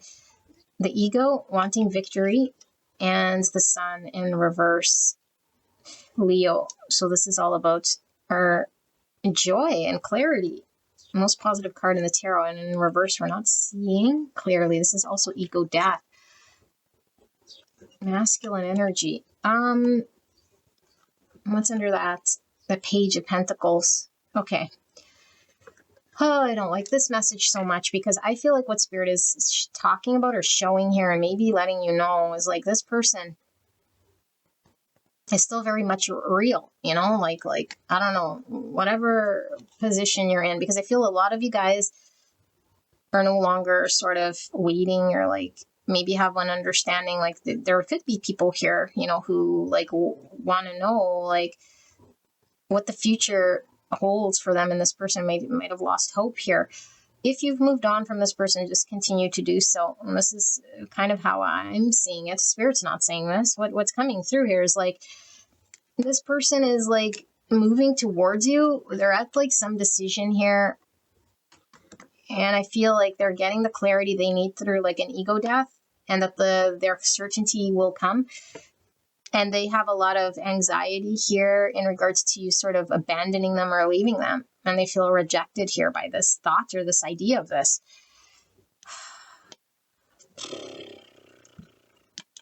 So, like, I don't know, because I don't feel like this person gave you anything. You know, and it's not that they need to give you anything, but it's like, what are you getting here except for I feel suffering, like, and this person's backlash and shoddy energy that outputs to you. Like, you don't want any of that. So, and maybe you thought they weren't coming. So if those of you guys that thought they weren't coming, Spirit's saying they are coming, and maybe you thought they, I don't know, like they were rejecting you, they're not coming, it's not happening, and then Spirit's saying yes, but the process is them understanding, dealing with their ego, and then what it means for them to, how much are they riding on what success looks like? Because right now I feel there's a superficial success. You know, as long as I appear in this way, again, there's this expectation of what I should look like and what people see me as that I don't fully understand just yet. And that's all tied to ego, you know, my image, what people think of me, what I think of myself, what looks like success. And it's like, until they resolve this thing, which I feel they're sort of peeling back here, because I do feel like there's this heavy anxiety, and there's also this maybe period of coming out of limbo, you know, in order for them to make decisions that are more in line with accepting authenticity, not necessarily egoic decisions that will allow them to have a new beginning here. And it's like, trust that I'm coming. It's just slow, and these tides are taking me over here. But the mindset here with the Hanged Man in reverse, to me, like, I don't know whether I'm taking it as coming out of this or still very fixated on that point of view. And we still see the 6 wands like in the upright, so there's a lot of care about how I appear. I'm going to get some clarity here. Spirit, what is this about here? Okay, because I do feel like if you guys are broken free here, then there's no need to, you know, energetically sort of wait on someone to stop avoiding the truth. But it's like, I feel is like, I don't want to let you go because you're my motivator to do this thing that I know I need to do. But it's like, no, they need to find this within themselves. They can't pull on your energy to do this because it's draining you. But at the same time, it's like their future sort of rides on this. And because we saw the world, it's like they're really being asked to close this unhealthy dynamic that they have going on. Let's see, Spirit, can we wrap up this message? Why is it we're seeing this for pile 2? What is this person wants to communicate? Or what is the message being delivered to pile 2 then about this? They should know. Please help me to channel this message in a way that pile 2 will understand, for the greatest and highest good of pile 2 and this connection. Thank you, spirits. So 7 wands, fighting for what matters. Okay. 4 of swords, healing, reflecting. I need to slow down and really pause and deal with the 3 swords. Look, we see 2 people there, and I'm getting this, I dream about you at night. Look at these 2 people sleeping together. I think you and this person like dream of each other and communicate of each other. Knight of Cups, I'm coming. I am coming, trust, I'm coming to show you. Okay, the World in reverse. Yeah, I just got to close this out. Close out this cycle, close this out. I'm coming. Wait, again, 6 swords. I'm getting out of that energy. Knight of Swords. So this is this running energy. It's like I wasn't confronting it. I was avoiding dealing with this thing, and now this is fighting for what matters. The Lovers in reverse. There's the crossroads again. I need to choose. Gemini energy pulling through. There's the moon now instead of the sun. So masculine, feminine. Confusion, need to deal with emotions. And then the 8 swords in the reverse, which is breaking out of mental constructs and beliefs that limit us from movements because we feel trapped by our own stories. Justice, Libra, some of them could be in a marriage here. And then we have the 9 wands in reverse, which is surrender. It's kind of opposite of this, but this makes a whole lot of sense. Okay, here's your message. Okay, take what resonates here. Don't let it throw you in a tizzy or throw you off your game. You know what you need to do here. But what this person is really showing here, okay, and I feel like this is coming from spirit, is really what it feels like, communicating what this person is sort of doing. This person is moving slowly towards you, okay, energetically, by having to deal with things in their world slowly, bit by bit by bit, which frees them to have free energy to make different decisions. Wherever they're headed to, after they make all these sort of changes or understandings, it's really about energy change, okay, like different understandings and seeing themselves differently and coming to that conclusion. And then, maybe I don't need to see it that way. Like that hangman is really about them working with their own perceptions, because there's a lot of fixed perceptions in the past. I have to do that. I have to do, like I have to's. And now it's like, well, upon reflection, maybe, and I feel like your energy provided a lot of reflection and healing. And I think this is going on also at night and telepathically is how I feel. The bat. Okay. And so your energy is giving this direction, a lot of reflecting so we could actually stop and think differently, because this person's ultimate purpose, I guess, if you will, is to connect to their emotions and be authentic with how they feel and express how they feel and drive from that place of the heart, not from anywhere else. Anywhere else for this person is not authentic. Now, I'm not saying that people just listen to your heart, never trust your head. That's not what I'm saying at all, at all, at all. If that's what you get, then go away. What this is about for this person that I'm really tapped into, they keep choosing image and illusion at the expense of feeling happy and going with how they feel inside of themselves. And so this lesson of closing out the world is all about taking action on our feels. Okay, they've experienced something with you, I feel here, okay? And this is like some karmic lessons of sorts to choose self, choose heart, like love themselves enough to make different decisions. They're at this crossroads in which they can make a decision. But if they aren't in the right mindset and have beliefs that hold them back, then they never choose you or choose a connection that reflects back to them this love. This would require them surrendering the mindset, surrendering the story, surrendering the image, surrendering a whole bunch of unhealthy things in order for them to fight what matters, in order for them to bring justice and balance, mind and heart in balance in their world. Not living a world of illusion and pretending and convincing themselves that that is them when it's not, in order for them to close this out. Once this closes out successfully, this person's able to confront what they need to confront here. But right now, this person's working through fears, seeing through what, like I said, all these swords are representing all these different beliefs. There's not just one thing holding them back. It's like, this is connected to that belief and that belief. And it's like coming out of those beliefs, navigating through my fears, and finding my way to you, because that's what I'm doing. I'm finding my way to you, even though there's still lots of fears. I'm working through surrender, because really, at the end of the day, I know that I got to fight for the right camp of what matters and not be defensive here, because I was defending this position I was in, which was this dysfunction or this unhappy world, running from you and running from the truth and running from my feelings. Okay?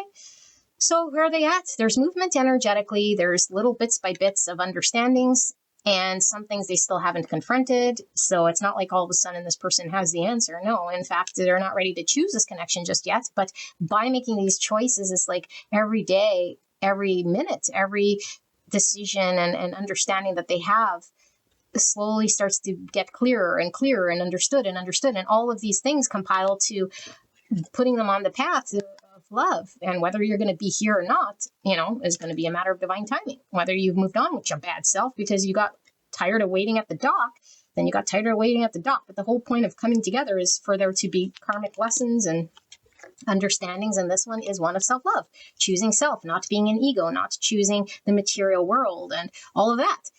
Not necessarily you and them coming together have babies, but it's about this closing out the cycle.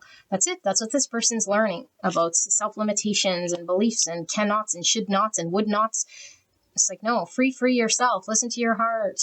Like, act from a place here that's authentic to you and how you feel. So they're learning about surrender, okay? And I feel like you're really tired here, and maybe you're defensive, and I don't blame you. And so, I don't know, like, especially if this person's pulling on your energy here, like at night, or like, ugh, I don't know, man. So you might want to go and just, like, I don't know, sage yourself. I do have in my energy playlist there, energy work, like breaking sort of any sort of negative cords, because I do feel like you can't break this cord with this lesson here, but you can break any negative cords, because you don't need to be pulled down energetically by this person's sort of weight, because I feel like it's not a good energy, and only sort of allow spirits to tie you however you're to be tied, but again, to be, there's nothing really to be. There's just these karmic balances of energy. It's all about karma. You can't outrun karma. You can't outsmart karma. You can't be the only person that controls karma. No, energy is going to balance out however spirit does it. That's up to spirit and past lives and past actions. And we might not even know the slight ways we impact karma. So this is all about this person understanding certain karmas with you and this whole thing.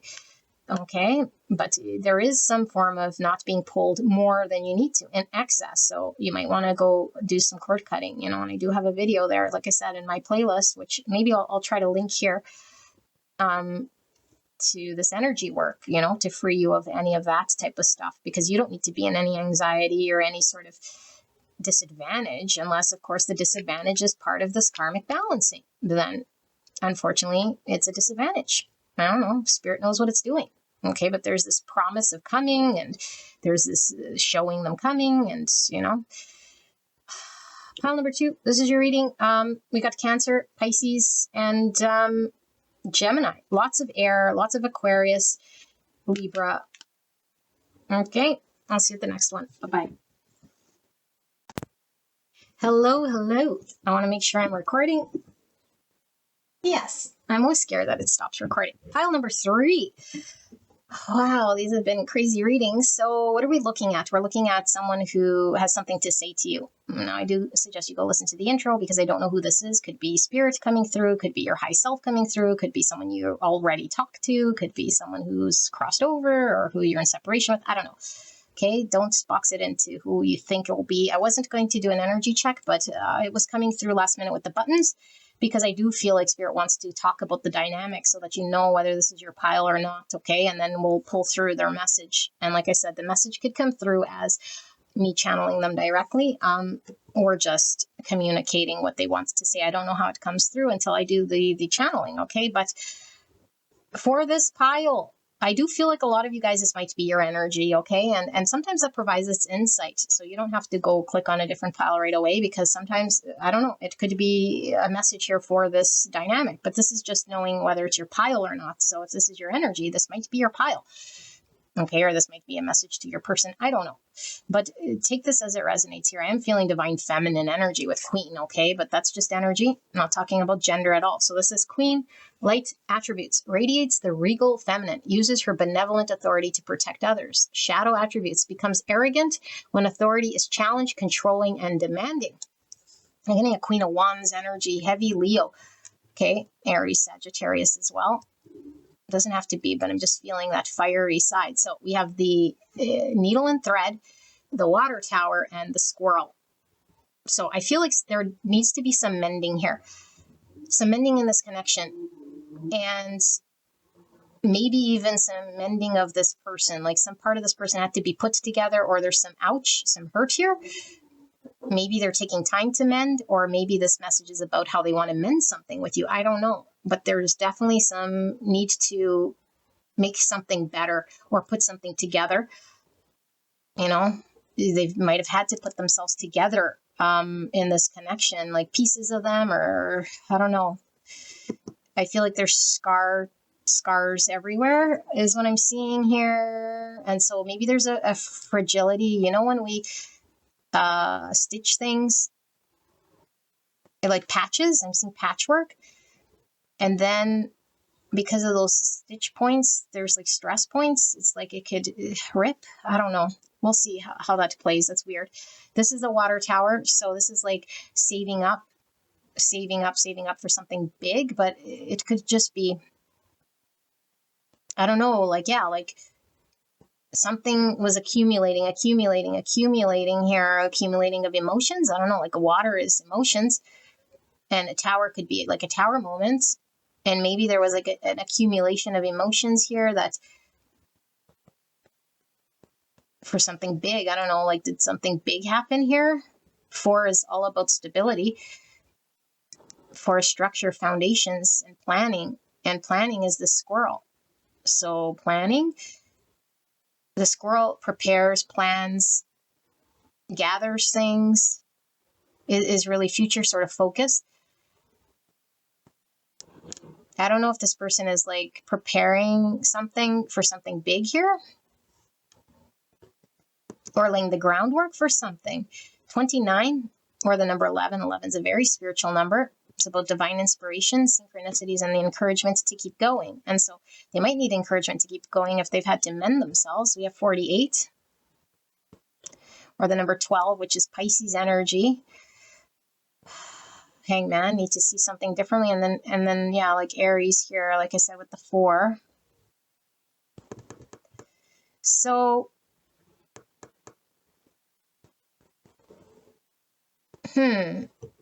let's see what comes through, because I'm not sure.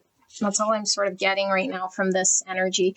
So I am feeling, like I said, a heavy Leo, but a fire sign, Aries, Sagittarius, and maybe some earth here with this squirrel, Virgo, Taurus, Capricorn, potentially. Now, I'm getting water signs as well. So pretty much cover almost everything here. I'm not seeing any air yet. No air yet. Okay, but we'll see. Maybe there's no communication. That's why there's no air. Maybe this person is all emotions, and no mind. No mind. Let's see. Fear of commitment. Oh my goodness.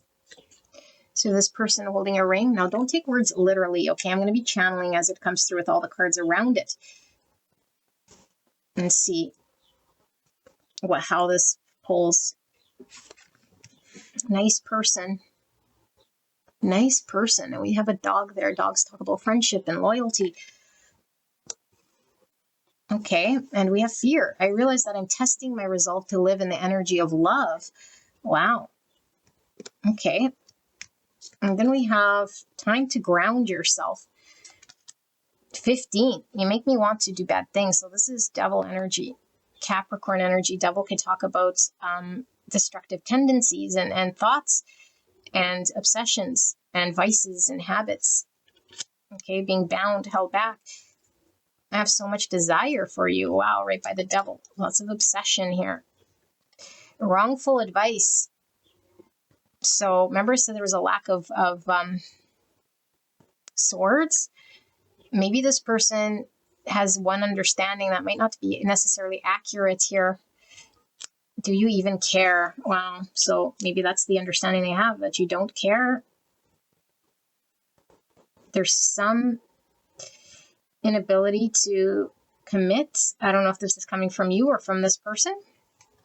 Listen to your heart. Yeah, it's like this person's full of listening to their emotions, not necessarily their mind.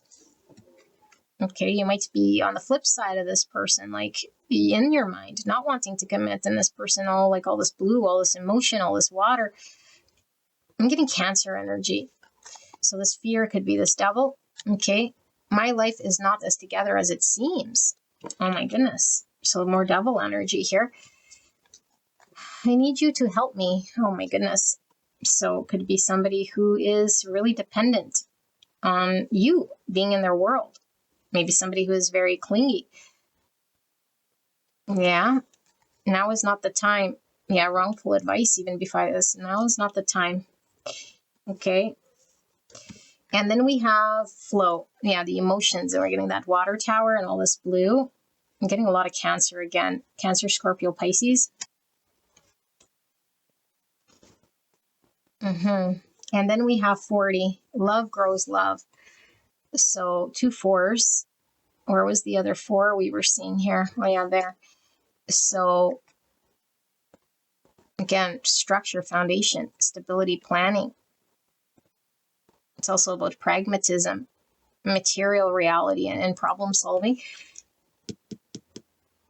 Love grows love. Okay. And then we have the universe is fighting for our souls to be together. Oh my goodness. And then we have I love you so much no matter what. Yeah, lots of love here. Lots of emotions. And we have the red and white rose, 59. Temperance energy, which is Sagittarius. So it's about independence here in a way here that doesn't contaminate. Like the snake doesn't contaminate this rose, the white rose. It's like seeing the two sort of as independent. The snake can talk about healing. The red and white rose, and then the mask, 61, or the number 7, Cancer energy I'm feeling again. So the inauthentic self, the shadow self, the need to be the authentic self. Self-doubt, yeah. So self-love, I'm getting the Ace of Cups, here's the Aquarius, star energy.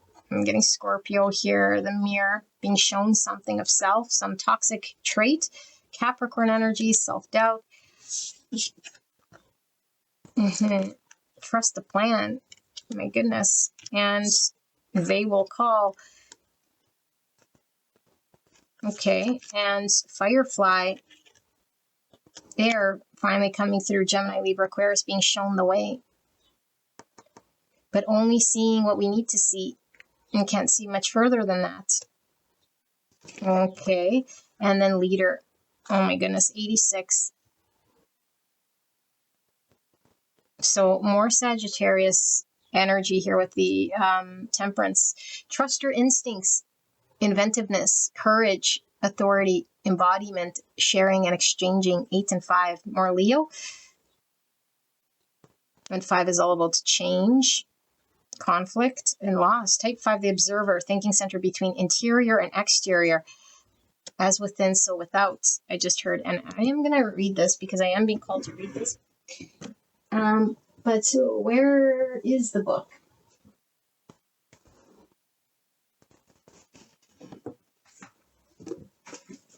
Is this it? I don't think this is it. Hang on one second. No.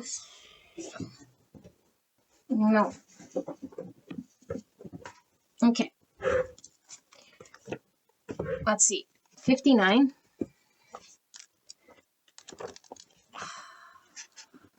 Here.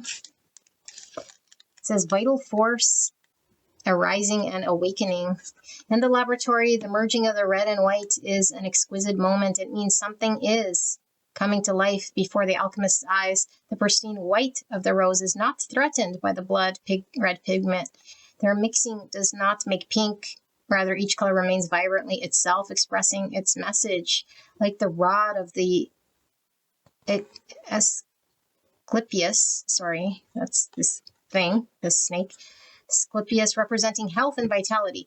The floss sapentium appears to signify the awakening of the physical as a gateway to the spiritual. Without the body, spiritual teachings remain conceptual, not yet integrated into the everyday. Oh my God. So within, as within, so without, which came through me when I read this one. Integrated into the everyday. This card encourages the alchemist to honor the body as a temple, each and every day observing it, listening to it, mining it for information and guidance. At its height, this card signifies a mastery, a uniting the body to serve the soul's purpose, as seen in the like of dancers, athletes, and during the birthing process. Go deeper.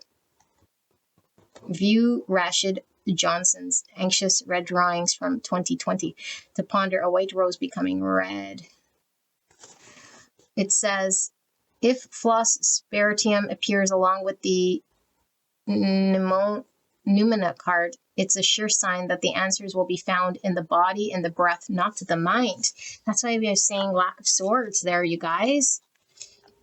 In esoteric yoga practices, one may understand this card as Kundalini rising, or the activation of what in Sanskrit is called the Ida Pingala and the Sushumna Nadis. Oh, very clear.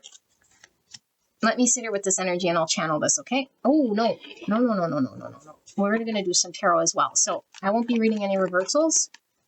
Spirit, for pile number 3 and this person pulling through here with this message, can we get exactly what it is that's pulling through as a message for pile 3? Clear and concise message for the greatest and highest good.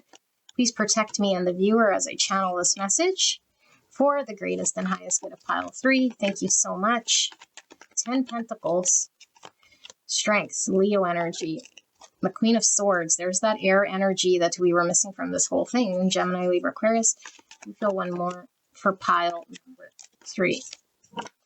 And we have the 9 Pentacles, all about the self. Oh my goodness, you guys, I put this back. This is the cover card. This came out for pile 2. Some of you guys might have been connected to this thing. Healing Light Tarot. I was reading this as star energy because it was giving the healing. I'll put that there, but I do feel another one here.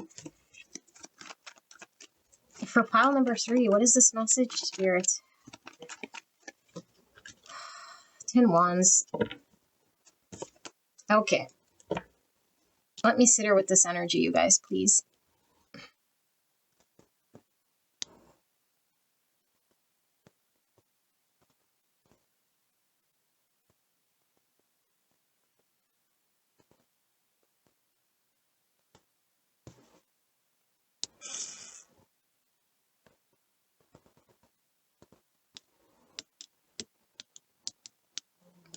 Okay.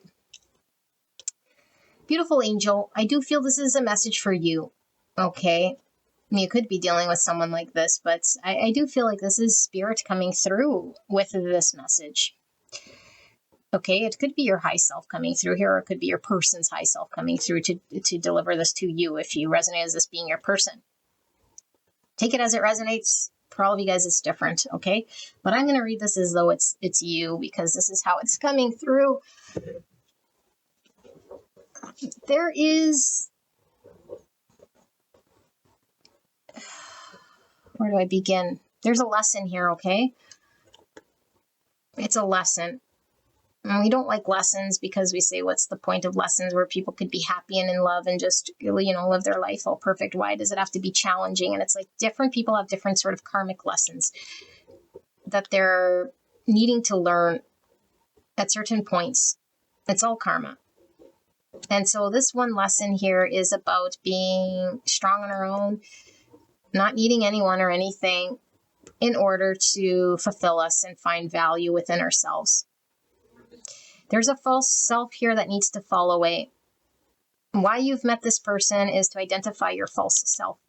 We create identities in order to live in the world and feel safe and accepted. Who doesn't want to be safe and accepted? But it's at the expense of being our authentic self, going after and expressing ourselves truly. And so this limits our potential in the world. So this connection has created a Kundalini rising, which the book was talking about here, but that's really like a spiritual awakening to identify the self that is underneath the false self, okay, which is really the authentic self. And it's really the divine self that isn't constructed. It doesn't have to be manipulated. It wasn't a conditioned version. And to get to that part of us that's already there and always there, we have to deconstruct what isn't us. And it's a very difficult process, but we're shown and we're mirrored parts that we don't like to see. And this sometimes comes through as other people in our world that aren't really necessarily great for us. This isn't condoning victimhood and people being abusive. And if that's what you think this is, then this isn't your channel, and that's not at all. We bring into our reality people that show us parts of ourself. And if we're not vibrating on a certain level, then there's no toxicity and there's just experience, and it's all about karma. So we might be stuck in patterns or cyclical behaviors with this person at some point, okay? But I feel like mostly this is talking about a destined lesson that we're needing to understand, and it's really all about the self. And what we're shown here in another that we don't like is really in order to deal with a part of ourself. And I feel like there's an insecurity here And the insecurity is stemmed from a lack of understanding our full value and our self-worth. So we need to love self in order for us to be secure. And so this is what this experience is, because Spirit wants to ensure that you have a future that's aligned with your wish. And what is this wish? We can't have a true, authentic wish and a future that's aligned with our destiny if we're still wearing masks, because we're living out someone else's purpose of us. Your purpose, your future is really dictated and predicated on the truest version of you. And the true version of you can't be seen or understood until we deal with the shadow. And so there's a lot of ego death in this sort of thing. But I feel like we're threatened potentially by not being able to come together with this person. This person is fearing commitment, not because of they have an issue. I mean, they probably most likely do, which is the fear of commitment, okay? Stem from fears and all of that. But really, they're brought into your vicinity, not so you can deal with people who are fear of commitment, but so it can show and reflect back to you. What does this mean about you? What does this mean about you?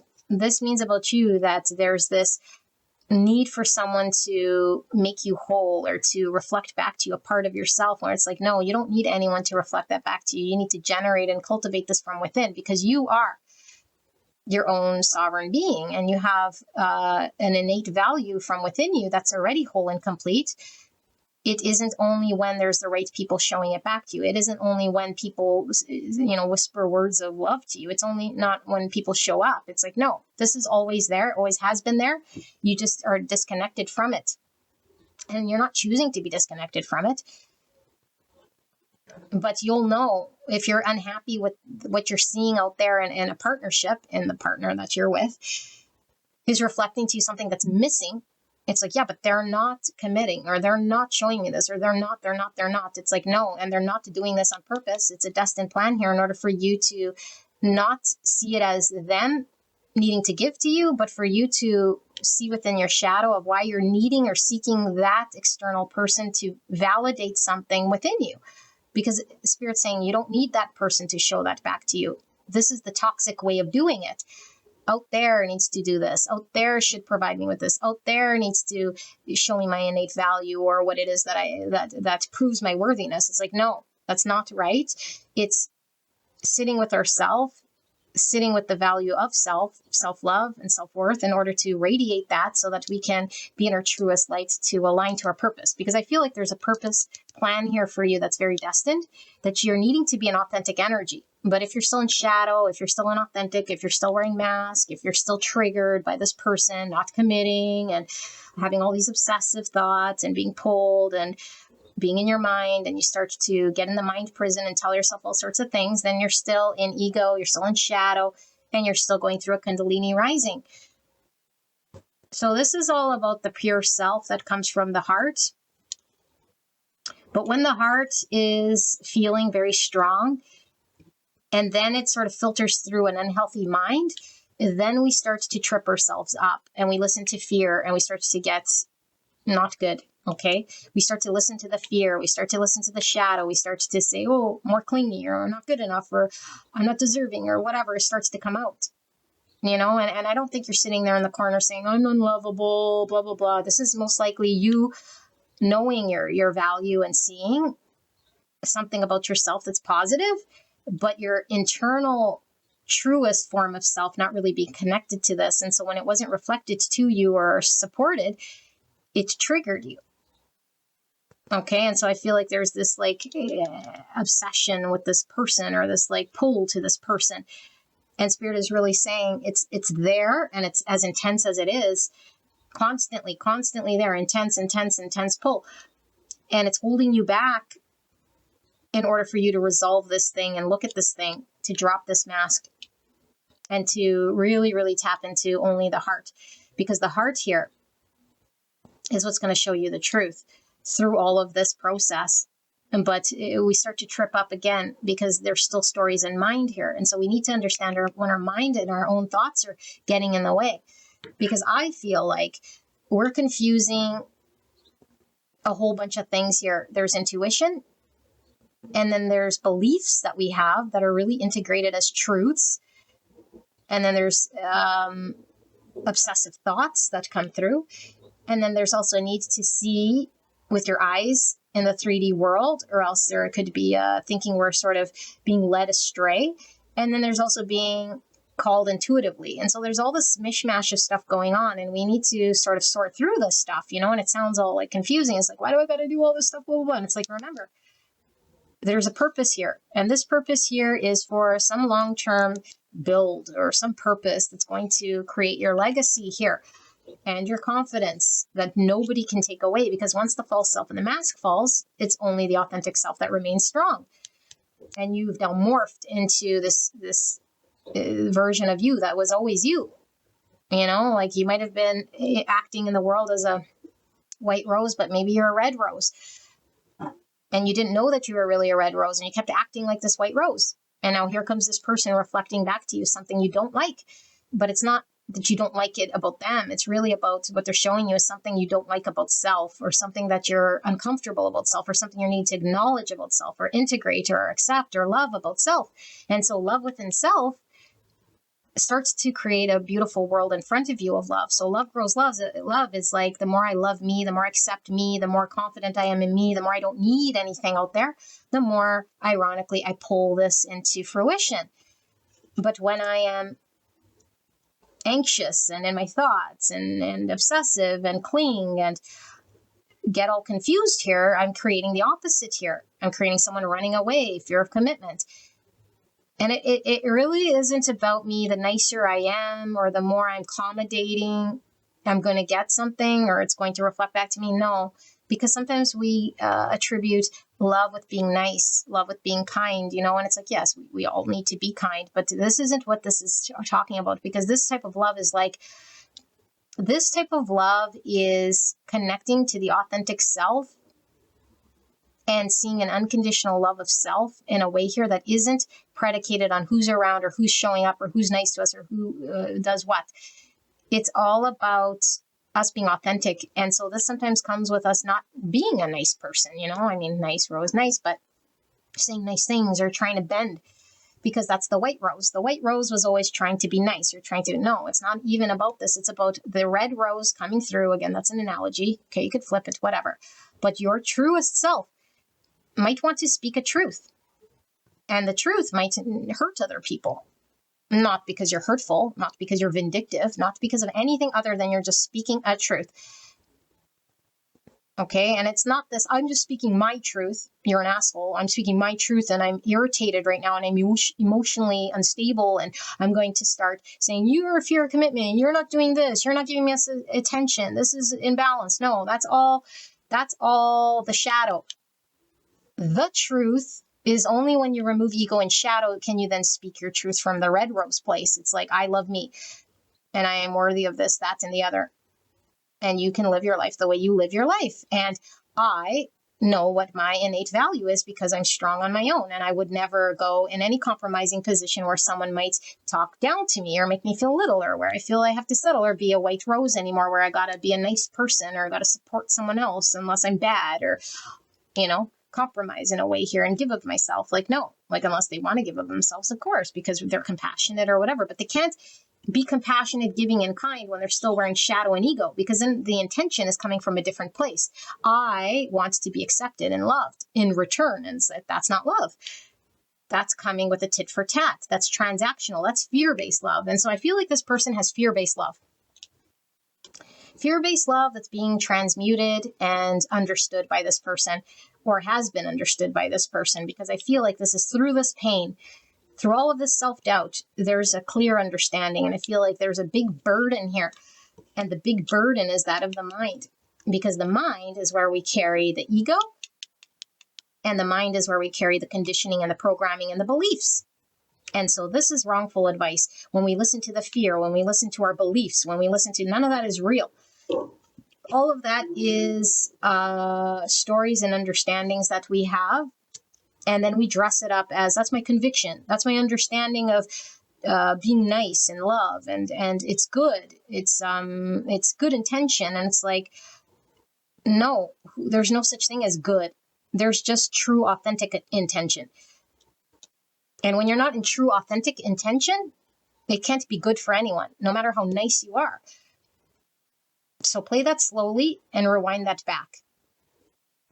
I want this person to get love and I have all these good intentions. Okay, no. Get rid of those intentions. This isn't requiring you to be nice and good and kind and what's that called? Compromising and none of that, and bending, and no. That's not what this is. This is all about authentic self. Authentic self. Okay, and this isn't railroading people with ego either, because the ego has to shed in order for us to find the authentic self.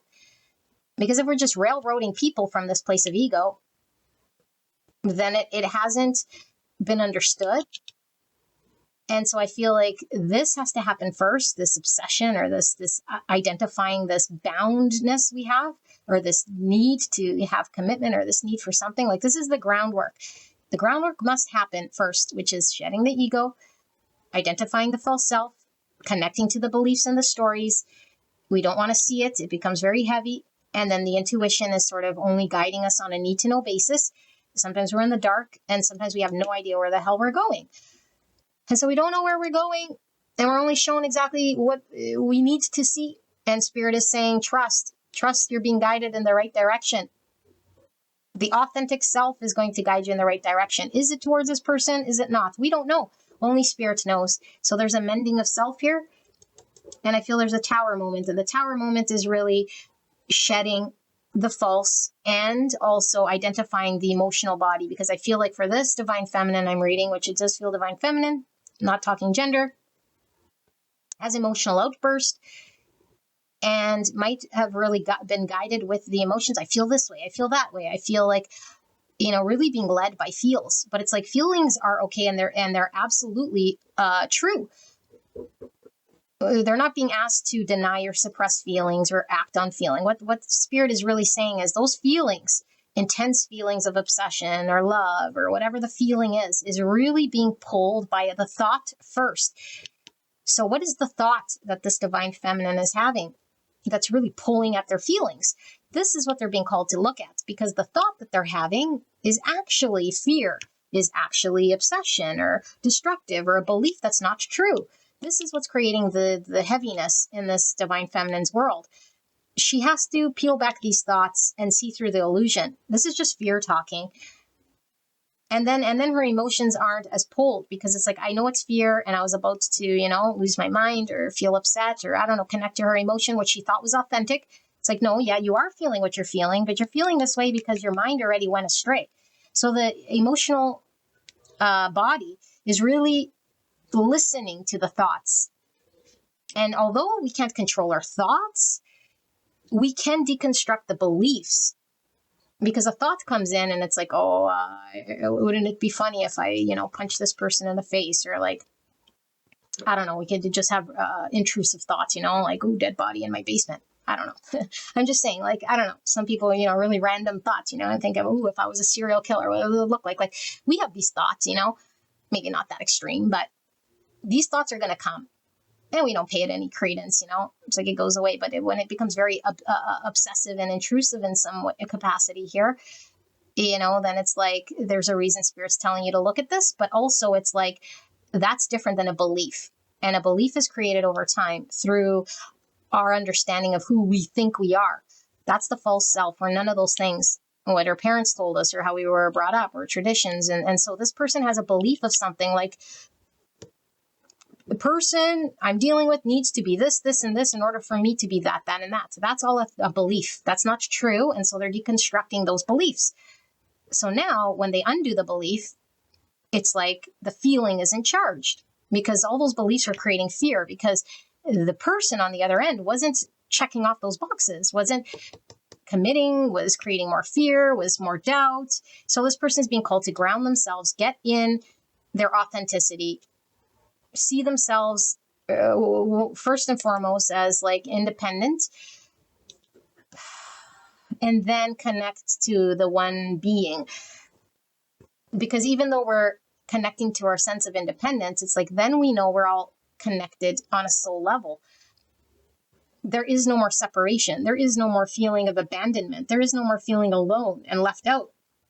But this person needs to connect to their sense of autonomy and self first, because right now they're feeling separate. They're feeling separate from the other person. This person's not committing. I feel like I have to prove myself or my self-worth, and I'm really fearful, and I cling on even more. And, and it didn't matter how much this person's life was together here. It's like, the more their life was together, the bigger the tower falls, because it's like, I thought I was in control of my feelings, or understood myself and connected to myself, and they did, but what were they were connecting to was the inauthentic self, was the conditioned self, programmed self, the beliefs that they held that they thought were them. It's not them.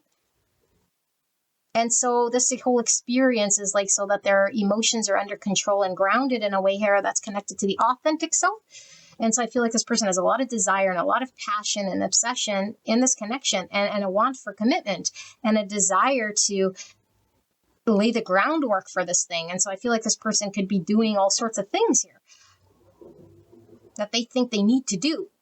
I need to prepare. I need to plan. I need to do shadow work. I need to do this. I need to do that. I need to do all of those things. And they really don't need to.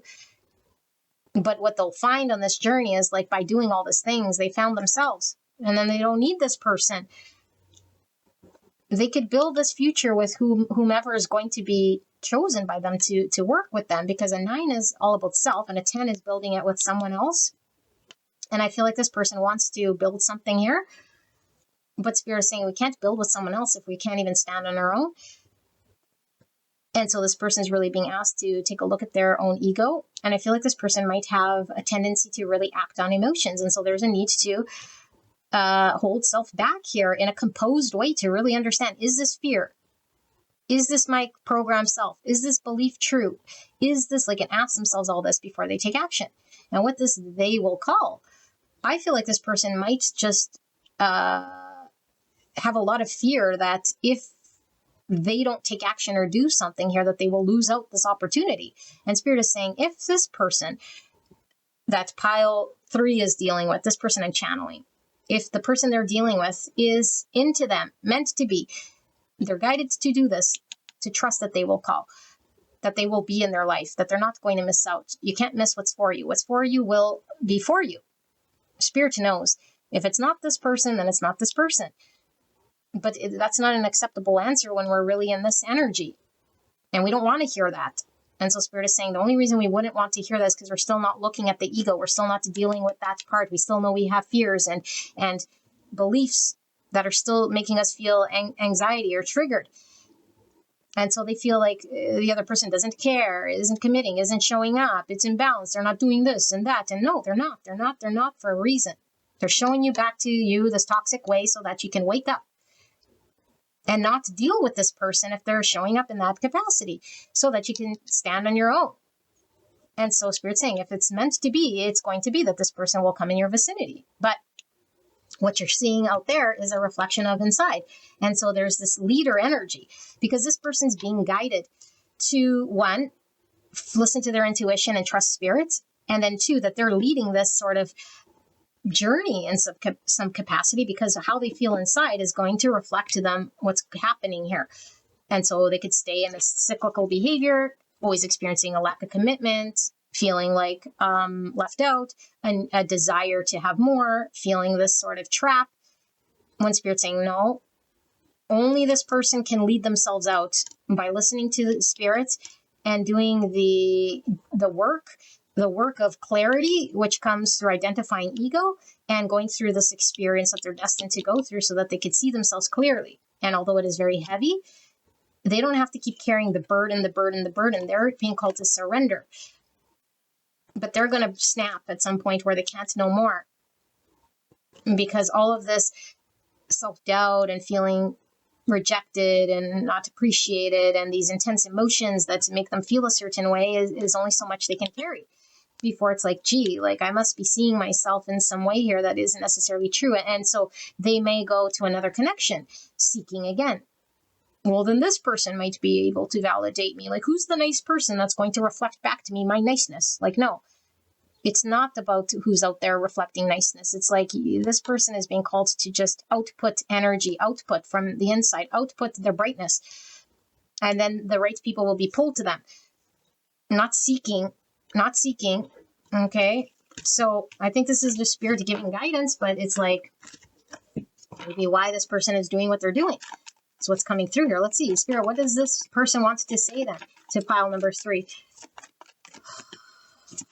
And it's like over time, we lay this groundwork by doing the work and identifying the fears, because fear at the end of the day is what's in the shadow. That is the devil, the ego. And we keep looking at what that other person isn't doing or saying. And it's like, no, back to self. Always kick it back to self with the mirror. Not about how that other person's showing up at all. It's just a mirror. So, Spirit, clear and concise message, pile number 3. And what is this message? Why are they seeing this? Who's this coming from? Let's leave that there. Leo energy. There's that ego again. 8 Pentacles. And we'll take reversals this time. Queen of Pentacles, Virgo, Taurus, Capricorn, Gemini, Lovers in reverse. 5 Swords, Hierophant in reverse. That's the sphere of commitment here. That's this need to reevaluate what we commit to, our lifestyle, our tradition, and our social constructs. 4 of Cups, there's the rejection, and there's the 9 Cups, all about the self. So now we saw the 9 Pentacles, and now we're seeing the 9 Cups. It's all about this person, all of it. That's why they're being rejected. And there's the Hangman, and it is in reverse, Pisces. So, beautiful people. This is definitely coming from either your high self or from Spirit to you, okay? But like I said, crisscross it. It's to understand this person's dynamic who's in your vicinity, whether it be you or the person you're dealing with. They're feeling rejected. This rejection is coming from an experience of the divine. It might be coming through another person, and so we're seeing it as that person's creating the rejection. And Spirit's saying, no, the rejection's being experienced by you in order to mirror back to you and need to look at self and self-love. There's a need to choose self, but we need to choose self when we see self and connect to self. And so I feel we're always going to be experiencing this rejection and this cyclical dynamic until it's understood by us. And it takes time, and we have to have compassion and love, because I feel there's a lot of obsession and a lot of ego and a lot of challenge.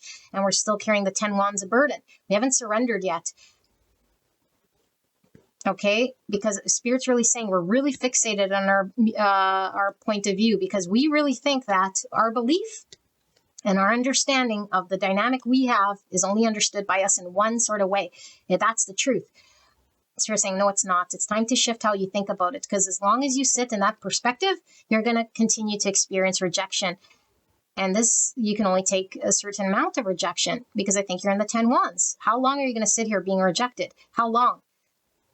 Until he starts to ask the question and see things differently. It's like, no, it's not about me not being good enough or having to do more or compromise more. Or no, it's all about me knowing that my cup of love was always inside of me, and I wasn't looking and wanting to connect to it because I was too focused on out there being the answer.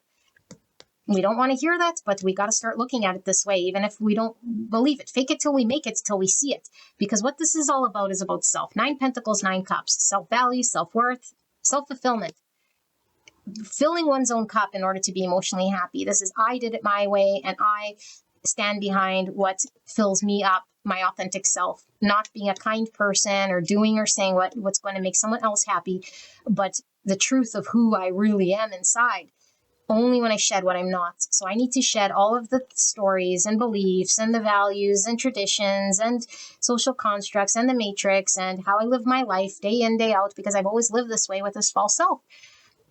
And I really need to see this. And this is all triggered by this lack of commitment that's going on in this connection. Someone out there that I can't have. Someone out there that's not making themselves available. There's a need to walk away from this. Okay, Spirit's never going to tell you what to do, but this is what this is showing. So this doesn't have to mean a breakup. This just means emotionally walk away from that mindset and leave what you're rejecting. It's not a 9 Cups. If it doesn't feel like a 9 Cups, it's not a 9 Cups. And right now we're in a 4 Cups, no matter how much we want to dress it up. But this 4 Cups might one day become a 9 Cup. No. This 4 Cup is a 4 Cup is a 4 Cup is a 4 Cup. And it's going to be a 4 Cup because of the Wheel of Fortune. It's always a 4 Cup. It's always a 4 Cup. It's always a 4 Cup. So it's time to be an 8 Cup so you can walk to your 9. And you can't deal with this 8 until you take this 1 cup, which is your own self. And Spirit is saying, take this cup, see this cup. It's always around you. It's here right now. It's not going to come from someone else when the right time happens. No, it's already there. The keys of the kingdom are already here. It's within you. That cup is within you. You're not wanting to see it because you're looking elsewhere, or you're not seeing it because you're too distracted, or you're too pulled, or you're too under one understanding. That's the false understanding. No, no, no. So there's the cup. It's always there. It's already present. You grab this cup and your 8 cups now becomes the 9. What's this 8 cup? You need to admit and walk away from what isn't emotionally fulfilling. This is not. This feels not good. No matter how nice you are, no matter how much you cross your fingers and your toes or pray that it's something else. So something you're supposed to birth here. And I feel like what you're birthing here is the independent self. Okay? You don't need anyone or anything. This doesn't mean you're made to be single and alone forever living on a hill. And everyone deserves a relationship that makes them feel good. But only when they are healed, only when they have the capacity to be on their own, that they're not depending and needing someone else to make them feel desirable. This is the independent card. Okay? Single mom. And I feel like the birthing here is your purpose, because I feel there's a purpose here that we were seeing with the star that you're being called to do, only from the authentic self, not from the masked self that's conditioned. So, ego, and as long as the ego remains, we can't go down the lover's path and find our person. It is blocked for a reason. We're still in that, like I said, Wheel of Fortune, cyclical behavior, still maybe trying to fight against it, still maybe trying to prove ourselves worthy and this energy. And Spirit is saying, well, take a look at yourself and really deal with this, our pride, really deal with our ego that feels it deserves or needs or has to attain something here, and the animal instinct, because there's so much desire to have what we want. And no, then we're still blocking this path, because the minute we walk away and say, you know what, I'm on my own sort of energy here, is the minute, ironically, we find, our person and our purpose. And sometimes it's just our purpose, and sometimes it's just our person. But it's whatever we're destined aligned with, and it feels good. And guess what it feels like? It feels like this. It doesn't feel like this. And we don't have to convince ourselves. It just feels like this. And so I feel like there's a purpose here. Your destined purpose, person. Okay? But your big old ego is getting in the way here. And I feel like Spirit is saying the block to working on that, and it's creating this 5 swords. And so you might be seeing this as this person's creating 5 swords in my world, or this experience is challenging. Nobody's winning here. It's me and them, me against them. It's a no-win situation. And Spirit is really saying, look at this as only one player, you. And right now you're in 5 swords. And why are you 5 swords? Because you're letting the ego take charge of you and your emotions. You're not asking the right questions. Yeah. The right questions. This is flipping the game and asking the questions differently now. Who am I? What are my beliefs? Why am I doing what I'm doing? Why did I just say that? Why am I feeling this right now? What am I expecting to get? What does this mean about me? Wise and understanding, so we can have the transformation. Because once we start asking the question, guess what we're going to start to see? A whole bunch of our ego. And it's not good. It's like a baby dirty diaper that we keep seeing. Ugh, I want nothing to do with my ego at all. And then guess what happens? We don't want nothing to do with anyone else's ego either. It's you could see right through it. And it's a turnoff. You could see when other people are trying to, like appear in a way or get validation. And no matter how nice they are, it's like, no, I won't deal with egos no matter how nice and whatever. There's always an ulterior sort of motive here. And that's not what this is. This is all about the authentic self. Self-expression, self-love, self-worth, self-value. And then the ego falls away, and then we can focus and work on the things here that are actually aligned with the purpose, the people that are actually in our world. Not create 5 swords. This is sabotage, and everyone that comes in your vicinity, whether it be this person or any other person, it's always going to be a 5 swords at some point in time, because we're always going to need a validation or someone to stroke my ego or them to commit to me. And unless they commit, then forget it. Then it's like, well, then forget it. You're always going to be in this sort of energy. Okay? And this isn't saying choose a partner who's a polygamist and non-committal. No. This is choose self. Never mind looking for the partner, because you're still outwardly seeking the peace now somewhere else. It's like outward, outward, outward. Like, no, inward, inward, inward, because this is what you need to see differently and start to understand this. Start to really understand this sort of concept. Where's my ego? Where's my shadow? How is this coming out right here when I'm having a conversation with anyone, not just this person? Why am I saying this? Why am I doing this?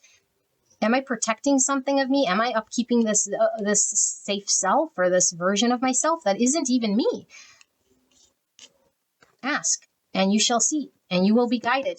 And it's all about this healing, okay? And you're the one leading. So I feel like this. You're going to feel like this until you start doing this.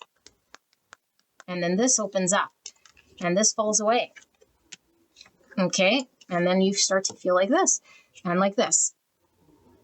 And then you get who you're going to get. And you won't be upset because it's absolutely beautiful. Okay? So lots of obsession here with this person who isn't filling you up. And it's not good. Pile number 3. I love you very much. I hope this helped you. Trust the plan.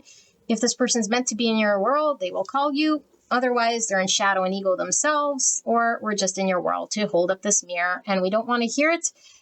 And that's why we come to this channel, so that we can hear the truth. And once we start actually going through the pain of dealing with the truth, then it starts to get better. But if we don't want to see it or hear it, we're perpetually suffering. And so there's a need to embrace reality, no matter how much we don't want to hear it, you know? The truth of the matter is what's for you will be in front of you, is not painful, and does not feel like a 4 cups. That's the truth. You can't coerce it or change it or force it, you know, no matter how much you love this person. And I feel there is love, lots of love here, but it's fear-based love. That's why it's intense. Once this intensity sort of falls away and this devil toxic energy, in order to be validated and seen and committed to, and all that sort of loses its grip, then it's just like whatever's out there is beautiful. You know, whoever's in my world is absolutely beautiful, because I know I'm bringing in people of high value. I'm not bringing in people to make me feel rejected or any of that toxicity, you know? No, none of that. So I love you guys very much, and I will see you at the next one. Bye-bye.